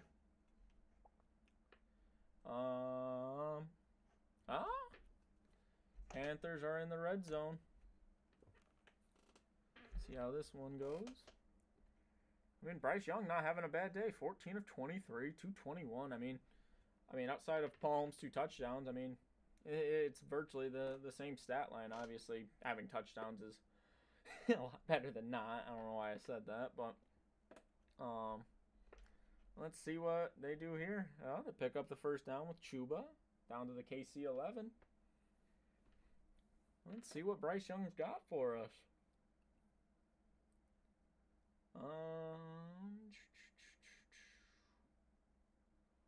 Yeah, good thing I did not start Kareem Hunt though. Yeesh. I mean, Chuba Hubbard not doing much better.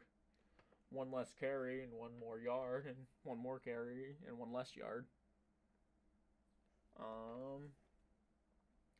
Well, definitely will check back in on this one in a little bit. Titans took a 3-point lead over the Texans. Levis is not looking too bad today. Stroud, I mean, moderate day. I mean, 11-17, 149, 2 touchdowns and a pick. Tony Pollard, though, is killing it. Whew. Carolina in the red zone. Yeah, that's what I was just looking at. And they look like, oh, they might be in scoring position. But we are back. Lions 2nd and 13. Goff and shotgun. Gibbs the back. Goff sets back to pass. Just dumps it off to Jahmyr Gibbs. Gibbs gets about 3, maybe 4 yards. So it'll be 3rd down for the Detroit Lions. 3rd and 9. But I'm not sure. I think they're talking about someone being hurt, but I couldn't see who it was. 68 for the Lions. I want to say that's Ragnow. Nope, that's not Ragnow. That's Taylor Decker. So Taylor Decker went up to the sideline to get checked on. But 3rd and 9. Goff sets back to pass. Goff fires. Gets it to Amon-Ra St. Brown. picks up the first down to the 41-yard line of Indianapolis. Going to be a Detroit first down.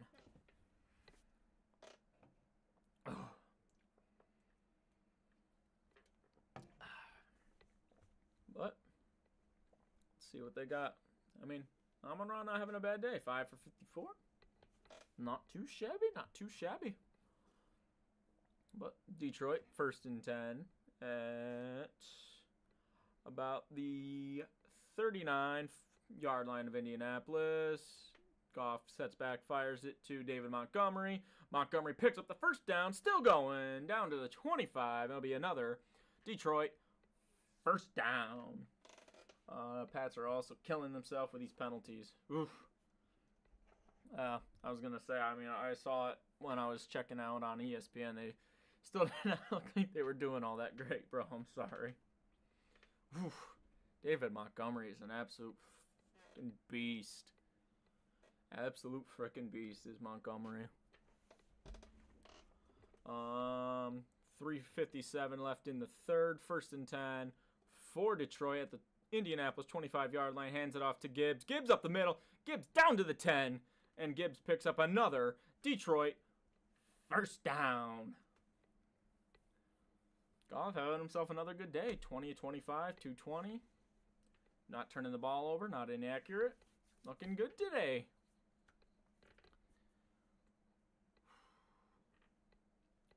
Be 1st and goal for the Lions at the Indianapolis 10-yard line. 3:22 left in the third. Lions up 14-6. 9 seconds on the play clock. Goff under center. Gibbs the backfield. Goff play action. Goff just dumps it right into the ground. It'll be 2nd and goal for the Lions with 3:10 left on the clock in the third quarter. Up 8. Oh, man. Carolina 1st and goal. Whew. I know, I was about to say, like, I was looking at the stat line. Bryce Young looks like he's having himself a day today, honestly. I mean, if they weren't a divisional opponent, I would honestly be rooting for them, but I still hope KC wins. Goff under center, Jameson Williams in motion. Goff fires, gets it down to about the 6, maybe the 5-yard line. Gets it to Tim Patrick again. Jeez. Whew. Tim Patrick's also having himself a pretty decent day. I think that's like his, I want to say, like, that's his, like, 4th, maybe 5th catch of the day. But 3rd and goal for the Lions. Down to about the 5, maybe the 6-yard line. See what they got for this one. Goff in shotgun. Gibbs the back.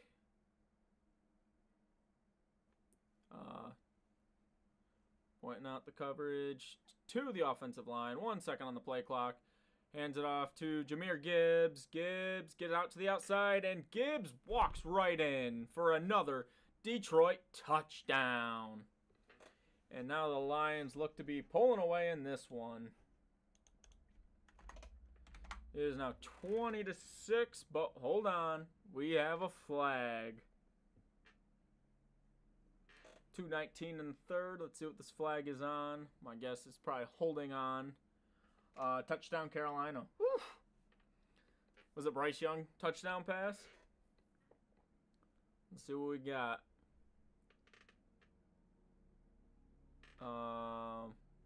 It does appear to be a holding on Detroit, so that is going to back them up 10. Yep. It does look like it is going to be a holding on Detroit, so hold off on that touchdown. It'll remain 14-6. Yes, it was. Whew. At least, Bryce Young, have yourself a day. Just don't want you to win. I just don't hope you lose. Wait, was it? Without any audio, I can't tell what's going on, but it actually does appear to be a touchdown. Yep, okay. So, never mind. They pick up the flag. It is 20-6. Detroit, extra point pending. Bates gets the kick up. It is good. And it will now be 21-6. Detroit Lions on top of Indianapolis. with a couple minutes, 2:19 left in the third, up 15. And now we will go and check out who Bryce Young threw the pass to.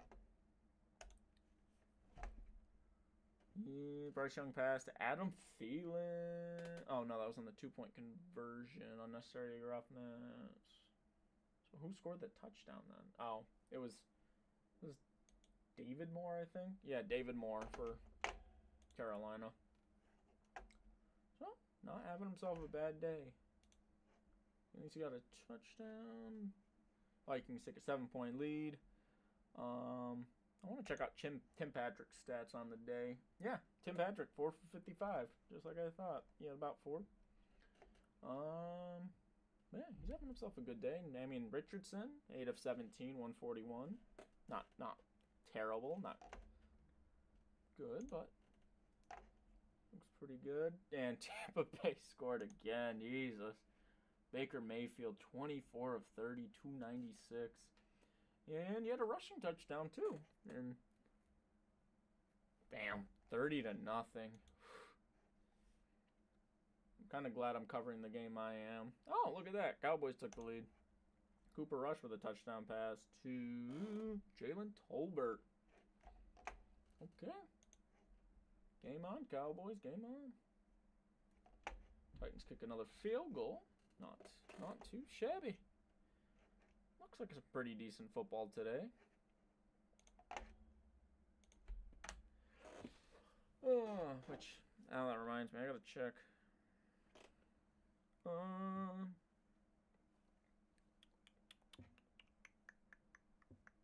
My fantasy team, because I think I have Baker in one of my leagues. Just don't remember which one it is. Not this one. Oh wait, it might be my ESPN league. He's got, 26 points. Got me a rushing touchdown, 296 yards, no turnovers. Jesus, Nick Foles. Nick Foles, 29 points from the kicker spot. I'll take that.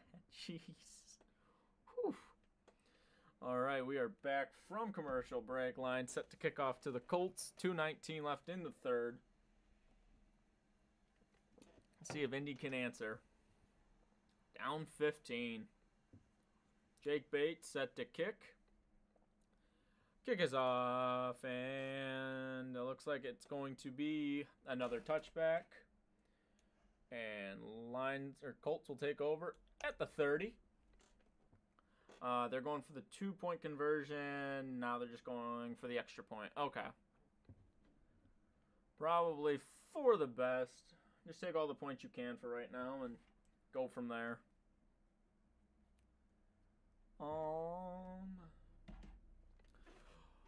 2:19 left in the third. Colts have the ball on their own 30-yard line. Richardson in shotgun. Taylor the back. Richardson is going to keep it on a quarterback keeper. Richardson gets 10. Now down to the 45. He picks up about 15, maybe 16 yards out to the Indianapolis 46-yard line. And it'll be another Indianapolis first down. Whew. Thought he was going to get stuffed like 5 yards after, and he just kept going. Jeez. This guy's just a mildly inaccurate Cam Newton, honestly, but if he can keep himself healthy, I mean, he can be a good quarterback in the league. He's got to work on the accuracy is all. I mean, 6 rushes for 53 yards. Fairly certain that'll lead the team.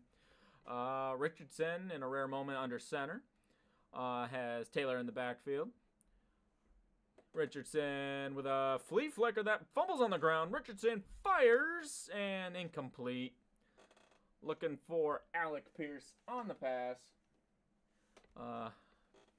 Ball kind of just bounced around there on the ground there for a little bit. They were looking for a flea flicker, but Taylor kind of just pitched it back a little weak and couldn't get it out there. And my bad, was not looking for Alec Pierce. That was Michael Pittman Jr. And it looks like Khalif Raymond is going into the medical tent right now for the Lions. Oh, no. They're getting the card out for him. It looks like Raymond might be going out on the cart now. Minute 27 left in the third. Richardson sends receiver in motion. Richardson hands the ball off. And it is actually going to be play action. Incomplete pass, looking for his tight end there. And there's going to be 3rd down and 10 for the Colts. And they're going to show me... Whew. Jalen Tolbert really had a fight for that one. They're showing the touchdown from rush to Tolbert. And, whew. But yeah, Khalif Raymond is hobbling around a little bit. He does not look too good right now.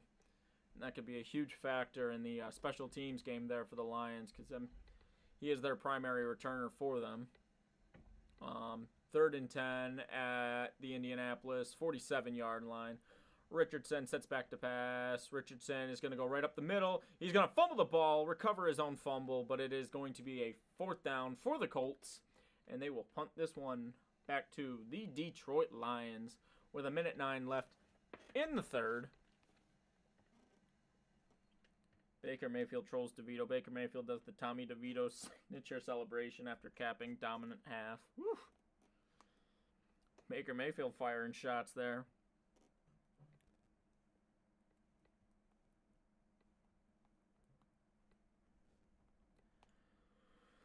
All right, 4th and 8, and it appears that the Colts actually will be going for this at about their own 49-yard line, and they are going to go for it. Richardson is going to step back to pass, step back, and Richardson is going to scramble, looking for a receiver, gets it to his receiver, and that is going to be Josh Downs down to the 30-yard line of Detroit, but we have a flag. And it appears it's going to be against Indianapolis, but let's see what the call is.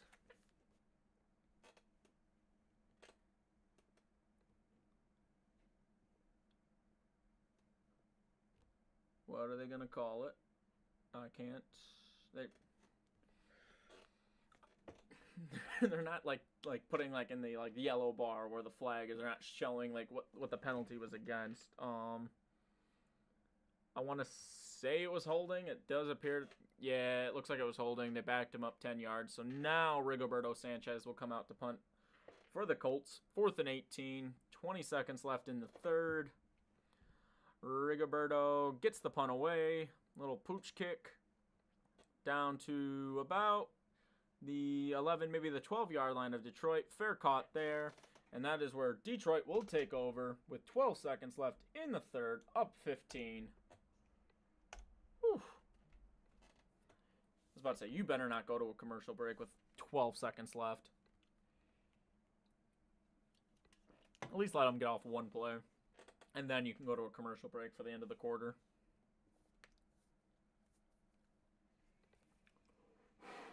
I'm getting a little chilly up here. Jesus.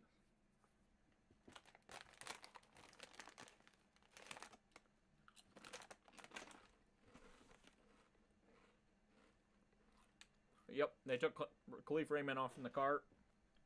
Does not look good right now. But 12 seconds left in the third. 1st and 10 for the Lions at their own 12-yard line. Goff and shotgun. Jahmyr Gibbs the back. Goff hands it off to Gibbs. Gibbs gets maybe a yard. And that'll take us to the end of the third quarter. Lions up 15. Heading into the fourth. I'll go back to ESPN again real quick. Do a little refresh.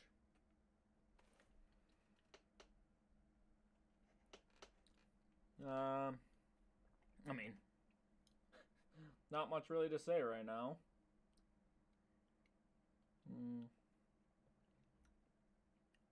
Oh, yeah. Looks like all the scores really stayed the same. But Bryce Young not having a bad day, like I said. But Carolina is on the move. Or not Carolina, Kansas City is on the move into Carolina territory. I mean, they outgained them by 40. I mean, it's a close game, though. See if Carolina can do anything to hold them off.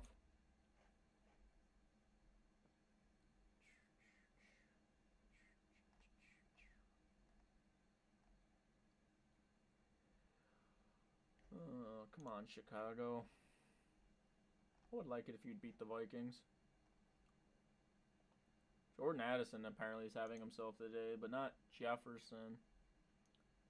Jefferson has 1 catch for 7 yards. What the heck? Yeesh. Okay.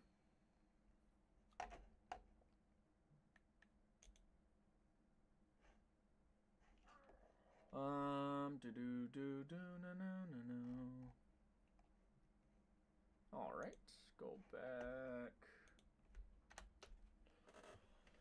All right. 1 sec, I just gotta answer back a text.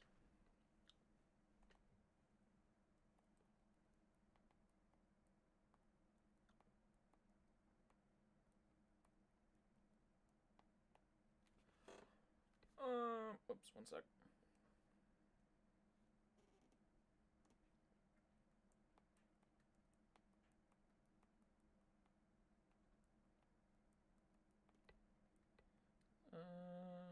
Sorry guys, 1 sec.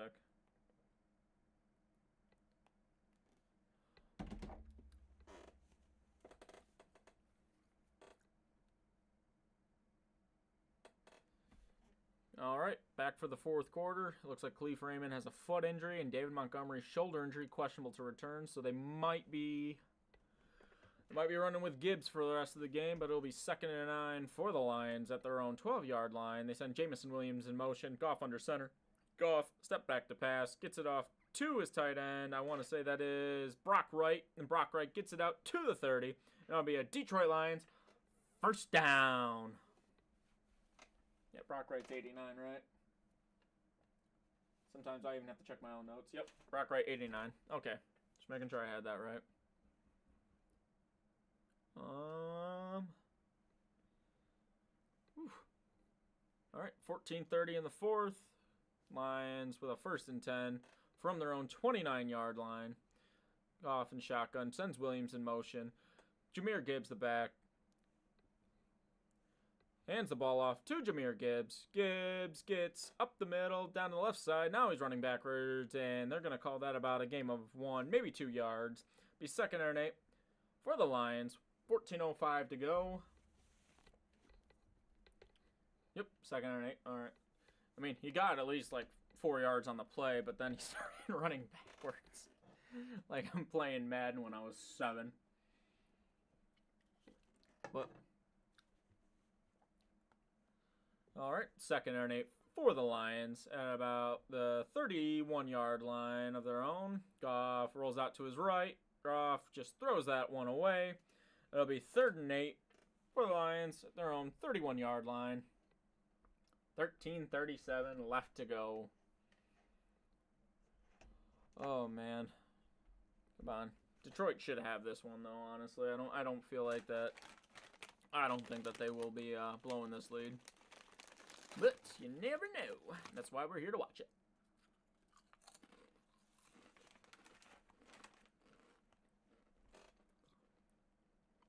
Third and 8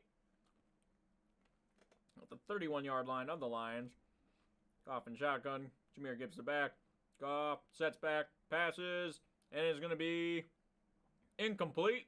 Looking for Jamison Williams. That'll be 4th and 8, and they will punt it back to the Colts with 13:34 left in the 4th. Drake May is the only good player that we have. Well, I mean, you have Ramondre Stevenson still. You just don't have a good offensive line, so he can't do much. All right, Jack Fox out to punt for the Lions. In a very rare moment today. Jack Fox. Ooh, he gets hit. Ooh. Now, is this a 5 or a 15-yarder? Because this might extend the drive for the for the Lions. Fox got hit. What are they gonna call? Let's see if it's running into the kicker or roughing the kicker. If I had to say, it might be a 5-yarder. I think this one will only be running into the kicker, though.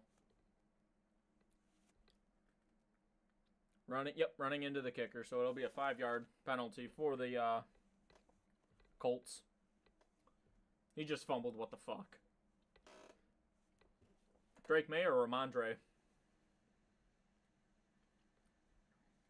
But I believe they're just going to take the 5 yards and possession will remain with the Colts. Drake. I'm sorry, bro. This is just a rough day for you guys in general. Let's check out what ESPN.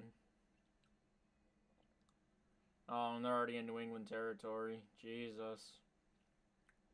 Oh, Chiefs scored. Patrick Mahomes with a 3-touchdown day. Oh, that one's to DeAndre Hopkins.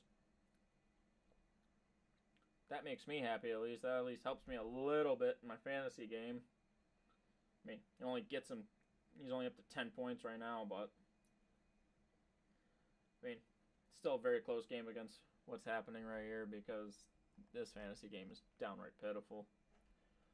Hoping for something from Justin Herbert tomorrow night, though, in my fantasy game. Oh, look at that. The Giants scored a touchdown. Yeah, KC just scored as well. Yeah, well, I'm only glad it was to DeAndre Hopkins because that's who I have in fantasy. Devin Singletary, 1-yard rush. All right. Now he's got to score 23 points in the next 11 minutes. Or 24 points to win. Yeah, Giants ain't winning that one. Dolphins score. I'm sorry, bro. 31-0. Jesus. Oh, shit. Pick 6. Oh. The one bad thing Will Levis did today. He just got picked off, and it looked like they were driving, and now, who was that? Intended for Keem. Is it Jimmy Ward? No, that's not Jimmy Ward. Jimmy Ward's, damn.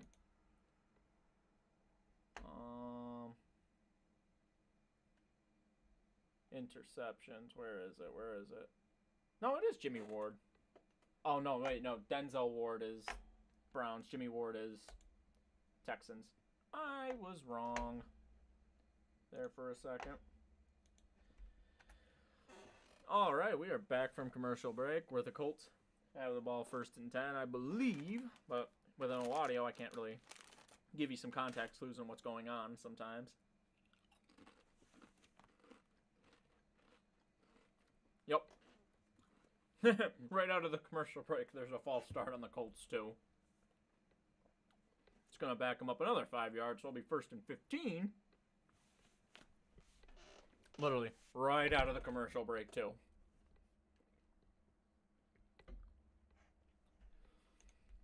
Colts just not doing it today.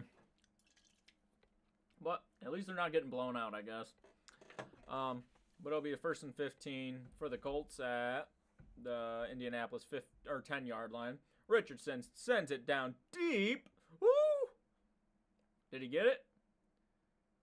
He got it. 1st down for the Colts. Who was that? I want to say that was 16, Ashton Dolan. Whew. What a pass from Richardson. Ashton Dolan with the 1st down for the Colts. Oh, never mind. They're calling it back. Yep, they just showed the replay. He stepped out of bounds first, so it'll be 2nd and 15 from the 10 for the Colts. But it looked like Dolan got it at first, but yep, one. Yep, I only got 1 foot in bounds, unfortunately. Boom. Yep, that 2nd foot definitely came out of bounds. Came out of bounds. But it'll be 2nd and 15 for the Colts from their own 10-yard line. Richardson in shotgun. Jonathan Taylor the back. Sends 2 men in motion. Richardson takes the ball. Play action. Richardson just eats a... Oh, my God. Are they going to call it incomplete? Oh, Richardson got lucky there. Because that looked like it was going to be a fumble. But they're calling it incomplete. Let's see this one more time. Yep, he got the ball out. Yep, arm going forward. That was an incomplete pass. That was not a fumble. But it was damn near close. Whew. All about being lucky on that play for Richardson, yeah. Patted the ball back in. He's carrying a guy as he's trying to get the ball out. Whew. Baker Mayfield scored and did the Tommy D celebration. I saw the ESPN updated me. Baker Mayfield with the Tommy DeVito. Yep, unfortunate for Tommy DeVito in his debut for the season. But it is going to be 3rd and 15. Richardson with 6 straight incompletions. Whew. Just as I was talking about being accurate today, Richardson steps back to pass. Richardson fires. And it is going to be incomplete. Almost picked off. Ooh.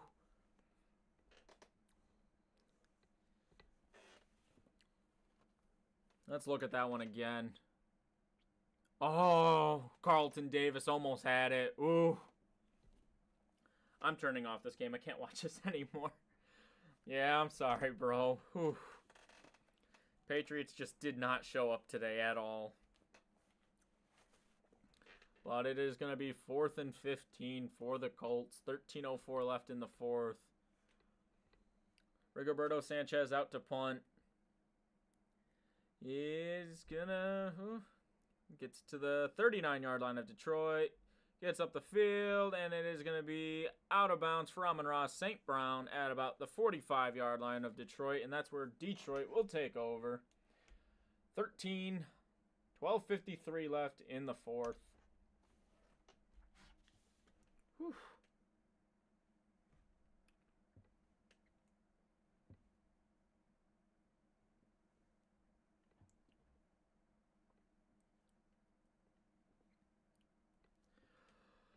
Oh, man, now they got some weird-ass commercials. Some of these prescription medication commercials. Fire everyone. It's the dude's first season as head coach. Give him a little bit. Jesus.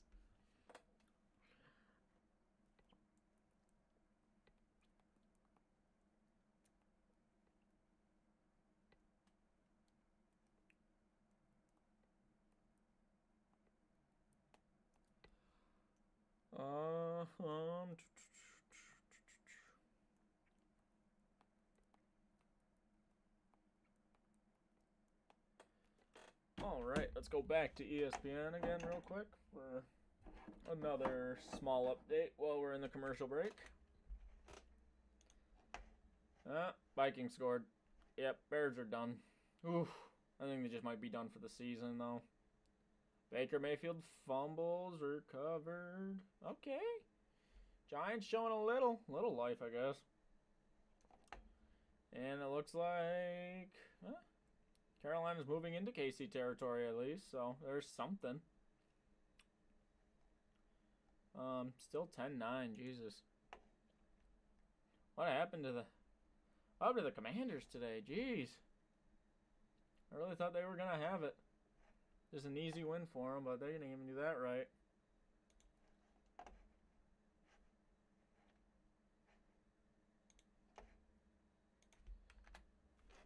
Can we at least get a touchdown? Yeah, I think you might still be asking for a little too much right there. Oh, I'm hoping for you, brother, but I won't get your hopes too high on that one.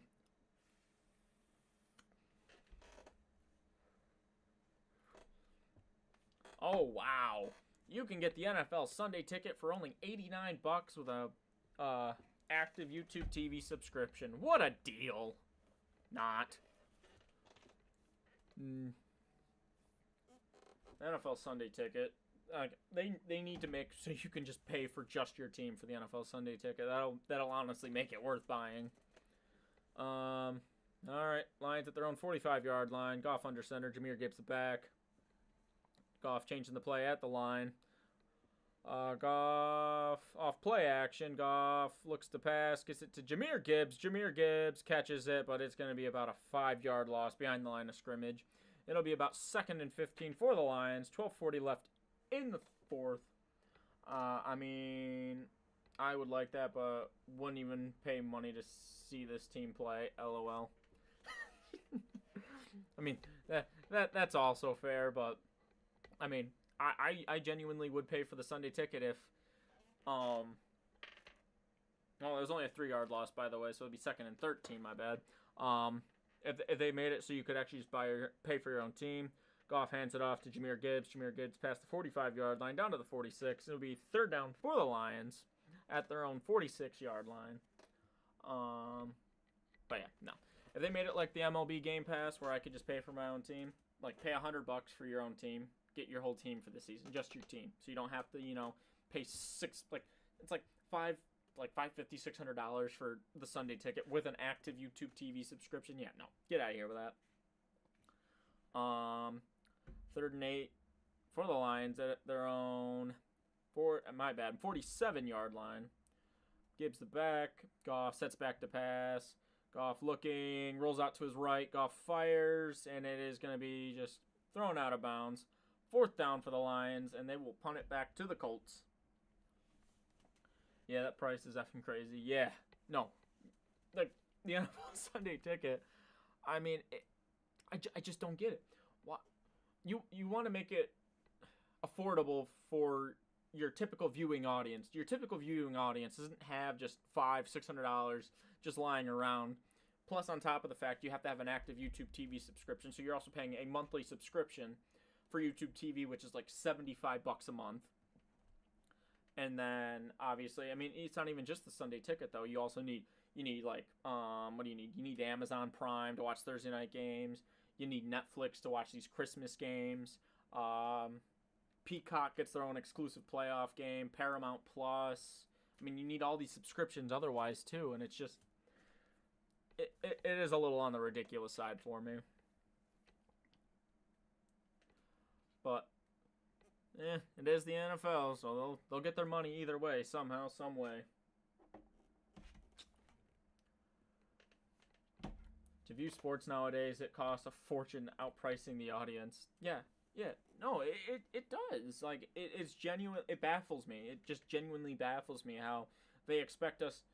Like, obviously, you need the Sunday ticket, and then you also need a TV subscription of some sort so you can watch, like, the local games, like the Sunday nighter, your local game, which would be, like, Bills, Jets, Giants games for us.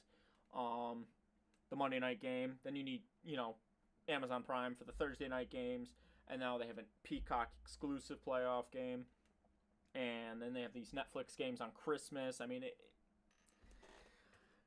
it genuinely just baffles me. And then, like, I mean, I think they had...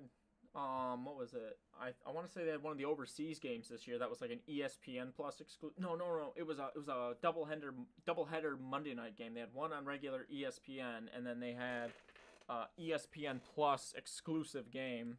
So it's like you're putting all these games behind paywall. So it's almost becoming like you almost have to get a second job just to be a sports fan at this rate. I gotta refresh my stream. It's buffering like crazy now.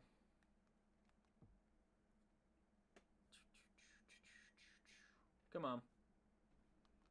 Alright, there we go. Now it's working.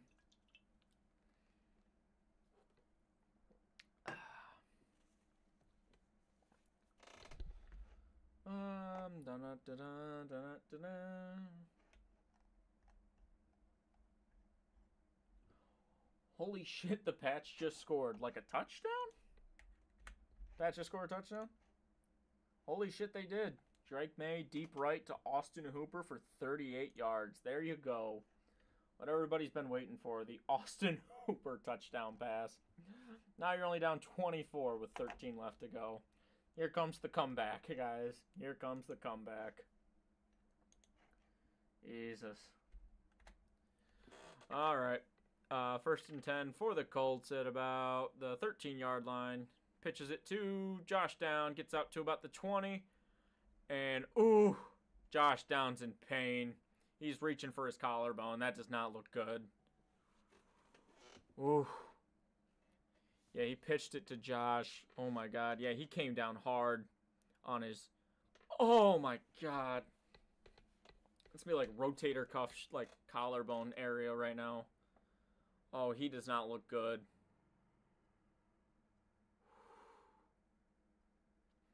That did not look good at all.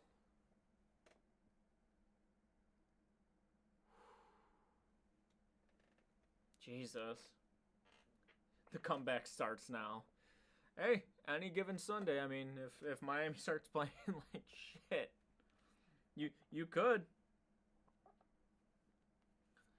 But oof, yeah, Josh Down looked like he was in some serious pain right there. I mean, I wouldn't be shocked too if he broke his collarbone right there. I mean, he like tackle was coming down. He had his arm outstretched like this, and then like it just bent up towards him as he was going down. Oof.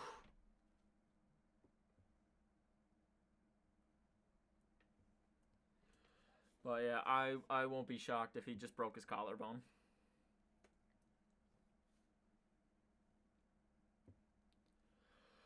Alrighty, let's take a quick update on ESPN while they tend to Josh Down.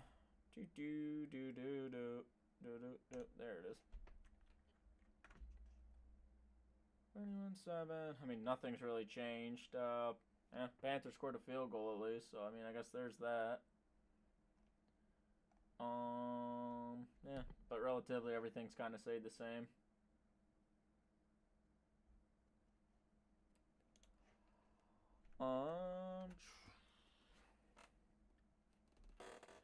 All right, we're back. 2nd and 3. Richardson takes a quarterback keeper. He's going to lose about a yard, so it'll be 3rd down for the Colts. With 10:56 left in the 4th, it'll be 3rd and 3.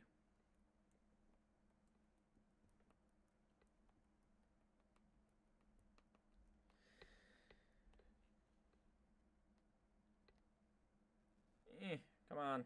I hit send for a reason. Jesus. There we go. And injury update, Ashton Dolan is out with an ankle injury for the Colts. So they'll be without him, and it also looks like they will be without Josh Down. 3rd and 3 for the Colts, 10:25 left, 4 on the play clock. Richardson steps back to pass. Richardson climbs the pocket. Richardson passes, and it goes nowhere. Jesus. Yeah, oh, and now another player is down. This one is for the Lions. Carlton Davis is down. Ooh, he's grabbing at his knee, though. I don't know what this is going to entail, but he does not look like he's having a good time. And they're going to call intentional grounding on Anthony Richardson, so this is going to back them up quite a bit for the punt.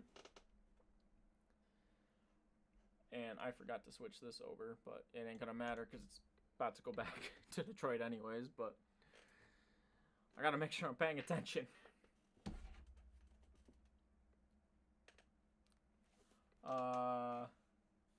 Who did you get for Christmas?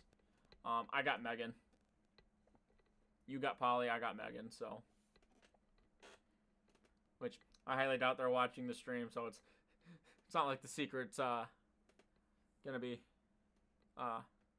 revealing the secret too much, so. I gotta figure out what I'm gonna get for her, though. Probably something Harry Potter related.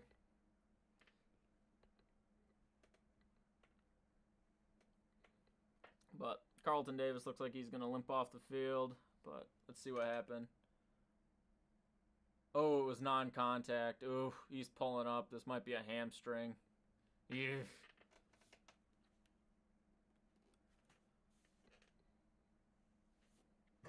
I need another sparkling water. I'm out. But 4th and 14 for the Colts, and they are about to punt it back to the Lions.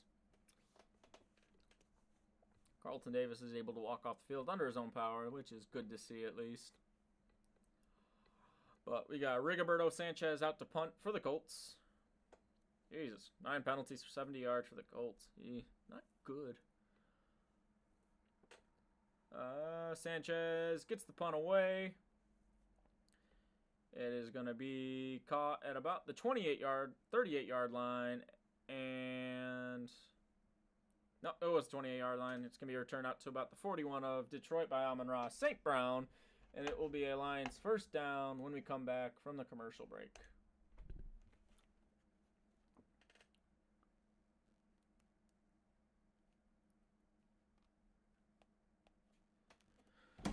Oh. Now they're just showing some flag football highlights. And there's another flag. Shocking. What do we got? Ineligible guy down. What? An eligible guy downfield on a punt. I didn't even know that was a penalty you could have on a punt, but okay. Looks like the Lions will get another 5 yards.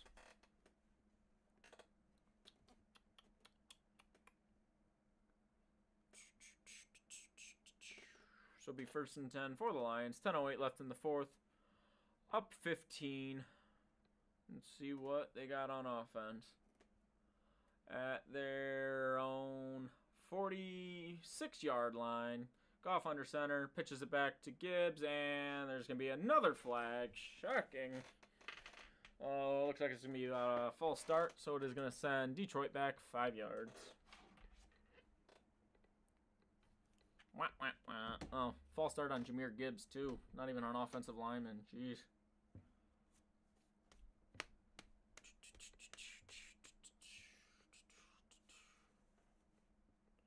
So it's going to be 1st and 15 for the Lions, backed up 5, so bring it back to about their own 41-yard line. Goff under center, Gibbs the back. Goff sends Jamison Williams in motion. Goff hands it off to Jahmyr Gibbs. Jahmyr Gibbs up the middle. Jahmyr Gibbs gets about 5 yards, gets about what he lost on the false start penalty back. So it'll be 2nd down, 9 for the Lions. 9:54 left in the 4th, up 15.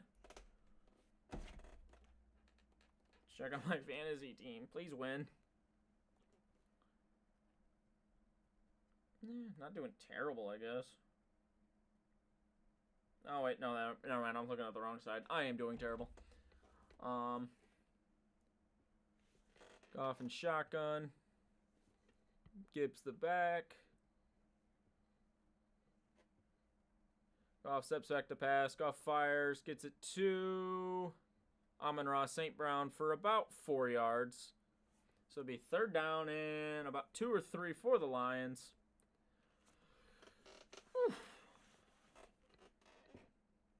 I mean, first half was alright. The second half has kind of just been all Lions, to be honest, and just a bunch of punting.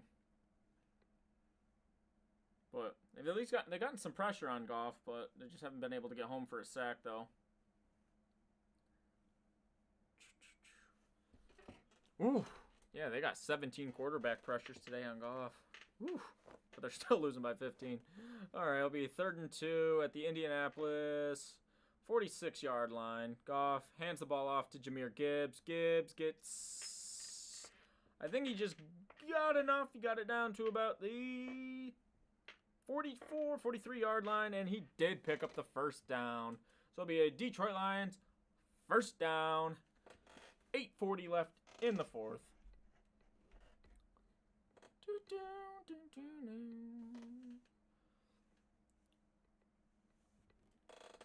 So it'll be 1st and 10 for the Lions. I mean, they don't have to run any plays at all quickly. 10 on the play clock.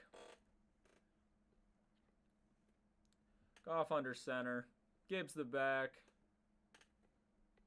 2 on the play clock. Goff throws. Goff fires, and it is going to be incomplete. Looking for Amon-Ra St. Brown on the play. It'll be 2nd and 10 for the Lions. 7:49 left in the 4th.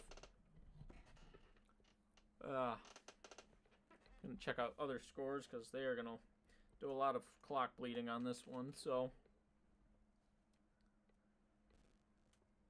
but I think it's safe to say the Lions have this one safely secured as a win for today. Yeah, nothing else has really changed in scoring wise though. 8 on the play clock. Goff just hands it off to Jahmyr Gibbs. Gibbs up the left side. Gibbs loses about 2 or 3 yards. So it'll be 3rd down. 7:49 left in the 4th.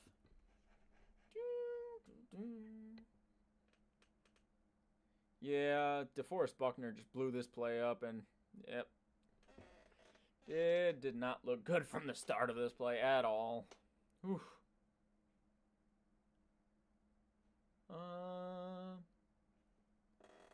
Time of possession this half. Whew. Lions have damn near 10 minutes more time of possession than the Colts do. All right. They're adjusting the play clock. 7:29 on the game clock. 7:29 left in the fourth. 3rd and 14, and now they have a running game clock. 20 on the play clock. And Goff is back in shotgun. He's going to send Gibbs in motion. Set him in the back. Goff changing the play at the line. Goff, 5 seconds on the play clock. Goff sets back to pass. Goff fires. Gets it to Sam Laporta. Sam Laporta picks up about maybe 10 yards, but it'll still be 4th down for the Lions. And let's see what they decide. It'll be 4th and 5 for the Lions. 6:49 left in the 4th. And it appears that they are going to send Jake Bates out there to kick a field goal. With 6:35 left in the 4th. Let's see if Jake's got the leg. Whew. And this is going to be a 56-yard attempt for Jake Bates. Jake gets the kick up. And it is true and good. Whew. Jake Bates. So the Lions will take an 18-point lead in the 4th. And whew, Jake Bates. Damn, this guy is good. From 56 yards out. Whew. Remember watching him in the UFL earlier this year. This guy is outstanding.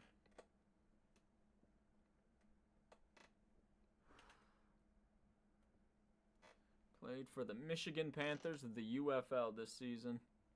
Oh, we got 6:21 left in the 4th. Lions take an 18-point lead. And I do believe it's safe to say that they are going to walk away with a win in this one. Let us check out the rest of the league while we're at it. Bucs still up 30-7. Cowboys now have a 4-point lead with 8:11 left. Panthers down 8. Yeah, they can see what they can do. But yeah, otherwise nothing else has really changed all that much.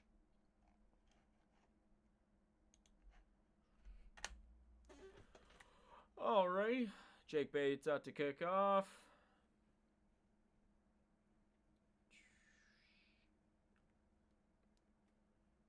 Gets the ball off, and looks like this one is going to be a touchback, which will bring the ball out to the 30 for the Colts. Down 18. Let's see what they got.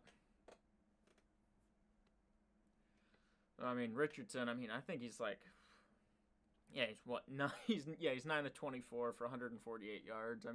He started the game off good, but he is still wildly inaccurate. They still have to take a lot of time developing this guy. Because right now, he's just throwing it all over the damn place, and they are doing him no favors either. And something just fell. That was my book. There you go. All right, 1st and 10 from the Colts 30. Richardson steps back to pass. Richardson fires, and nope, he's going to hold the ball. Pick up about 4 yards. Pump fake holds the ball. Picks up about 4 yards. And it'll be 2nd down for the Colts with 6:07 left in the 4th. Clock ticking down. Richardson steps back to pass. Richardson fires. Gets it out to... Gets it out to Michael Pittman Jr. Picks up about 15 with another flag. And this might be for unnecessary roughness on the defense for the late hit out of bounds. But let's see what we got. Whew. Finally completes a pass. Gets it to Michael Pittman.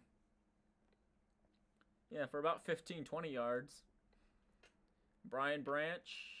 I don't know. I think Pittman was still in bounds on that one. They might get him with leading with the crown of the helmet, but other than that, I don't think it's a late hit out of bounds, but it is under the ref's discretion on that one. Yep. Personal foul, unnecessary roughness on. It's going to be on Brian Branch. Whew. You don't see that too often. He's usually a very disciplined player, but be another extra 15 yards for the Colts. Be 1st down and 10 inside Detroit territory.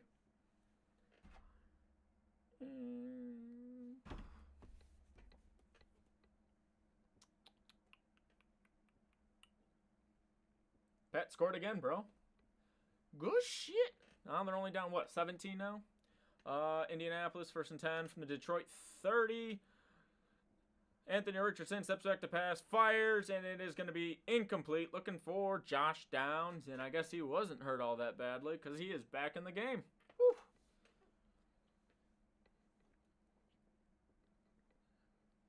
Oh, just overthrew Josh Down on that one. I'm gonna eat more of my sandpaper chips.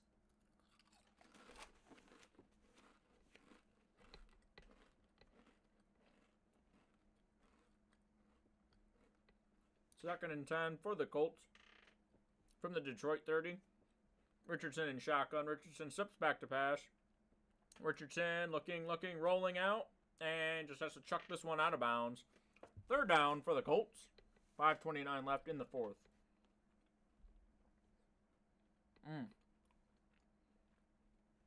31-15, bro. Oh, hey. Only down 16. Just need you need 2 touchdowns and 2 2-point conversions, and you can tie the game up. There is still hope for you, I guess. Was it another Drake May touchdown pass? Jesus, 10-27 for Richardson. All right, 3rd and 10 from the Detroit 30.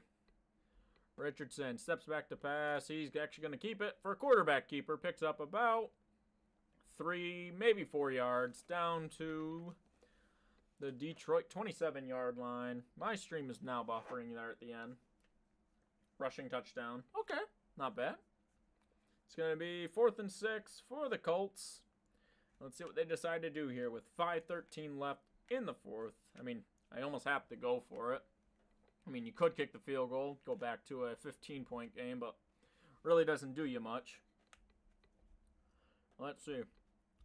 4th and 6, 4:58. See if they go for it, or they're going to try to get him to draw off sides. 5 on the play clock. All right, they're going for it. Richardson passes. Richardson gets it to Michael Pittman, and he's not going to get close to the first down. It's going to be a turnover on downs for the Colts. And it'll be Detroit ball with 4:42 left in the fourth. And it is now definitely safe to say that this is going to go in Detroit's favor. Yeah, these chips really are like sand texture.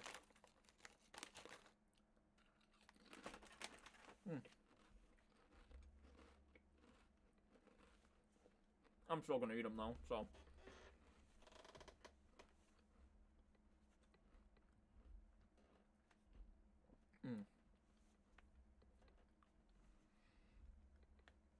Aaron Glenn definitely has his defense working today, only holding him to 6 points.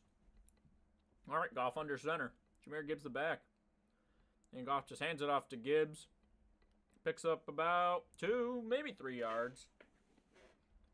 With 4:34 left in the fourth.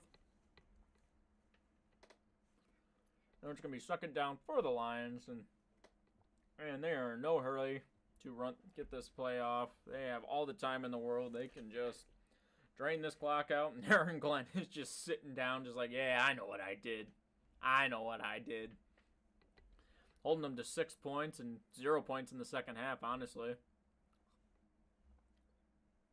And they hold them to 268 total yards today so far.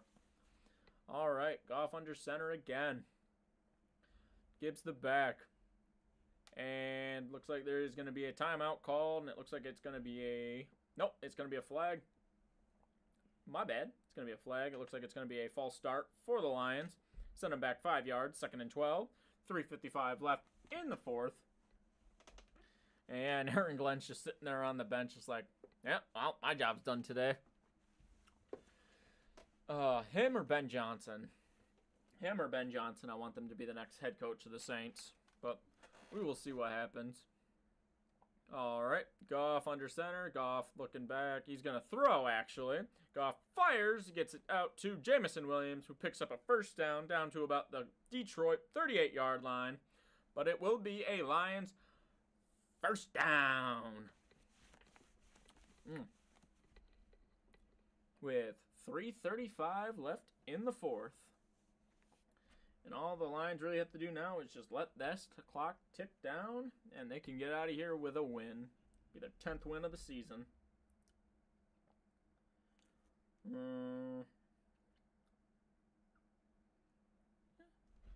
All right. Goff under center, 1st and 10. Goff, Jameer Gibbs the back. Goff hands it off to Gibbs once again. Gibbs up the middle, past the 50, down to about the 46, 47-yard line of Indianapolis, which will be another Detroit Lions first down with 2:54 left in the fourth.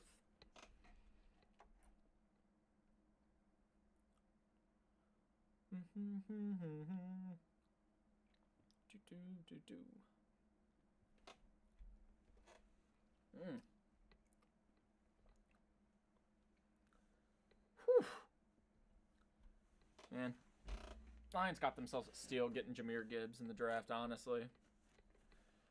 But we will see. All right, Goff under center. He's just going to hand it off to Jameer Gibbs once again. Jameer Gibbs down to about the 41-yard line of Indianapolis. And that is going to take us down to the 2-minute warning. Lions lead 24-6. And appear that they are going to walk out of here with their 10th win of the season. Let us check back in on ESPN. Check out the other scores from around the league. Bears scored a touchdown, so there's that at least. Did they miss the extra point? Oh, they went for a 2-point conversion. Why would you do that? Whatever. Well, Caleb Williams having himself a pretty decent day. 25, 36, 263 and a touchdown. Keenan Allen, 8 for 86. Jordan Addison, 6 for 140. And where is Justin Jefferson there? Yeah, one reception, 7 yards. Did he get hurt today or something? Because, he is, done nothing.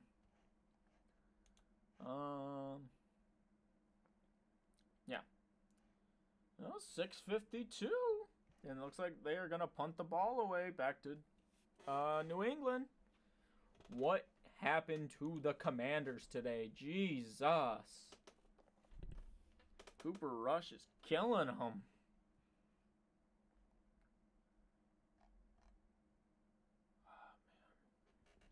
I really thought the Commanders were going to have this one in the bag, but it looks like they are going to get another loss. Jeez.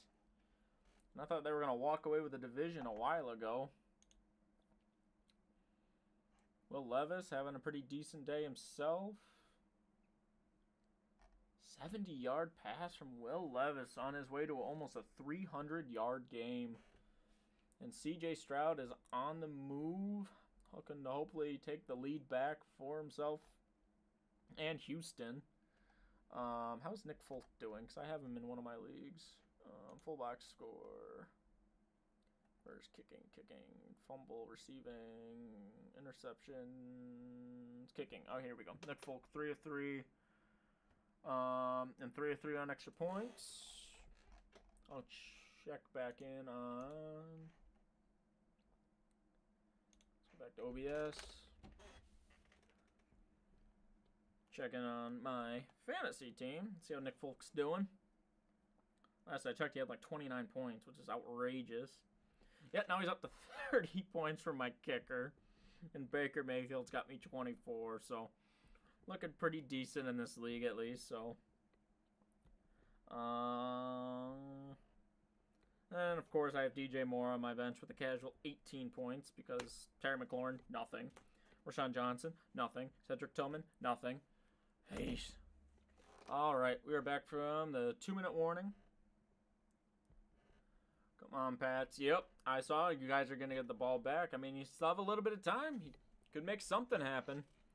But we are back from the 2-minute warning. 2nd and 5 for the Lions. Goff under center. And he's going to send Jamison Williams in motion. Hands the ball off to Jamison Williams. Jamison Williams down to the 40. Down to about the 36, 37-yard line. He's going to pick up another Detroit Lions first down. And that one might just. Oh, no. They're going to call him short. My bad. It's going to be 3rd and 1. The Miami Miracle, bro. Let's go. that's already a play, bro, and it happened against you guys. Remember the little cherry picking play that Ryan Tannehill and all of them did against you guys in that last second touchdown? Who was it? Third one for the Lions, 4 on the play clock. Goff under center. He's just going to hand this ball off to Jahmyr Gibbs. Oh, no, it's not Jahmyr Gibbs. It's Craig Reynolds. Whew. I haven't seen him all game. Where is Reynolds? Did I put him on this sheet? Wide receiver. Well, anywho, that's going to pick up a first down, and that is going to salt the game away for the Lions. And it is going to be a 24-6 win for the Detroit Lions over the Indianapolis Colts. And I just got to check. Myself on that last one. Craig Reynolds. Lions. Okay, so yeah, it is Craig Reynolds. He is number 13. Okay, so I didn't have it wrong. He did rush for that first down, and Detroit will win this game 24-6. And I can't spell things today. Craig. Yep, there we go. Craig Reynolds. Oh my fucking god. Drake threw a pick. I'm sorry, bro. But anywho, that is going to be the end of the stream and the end of the game. Thank you for all who tuned in today for the stream. I appreciate everybody that came in. I will be live again on YouTube next Sunday for the Saints and Rams game at 4:05 p.m. I will be streaming on Twitch this week, Friday and Saturday, so look out for those stream on Twitch. And I hopefully have a YouTube video out this week, a full YouTube video instead of just the shorts. But as always, guys, I am Mr. Saint 12 and 5. This is the 30 and 30 Club, and I will see you in the next stream. Have a good day.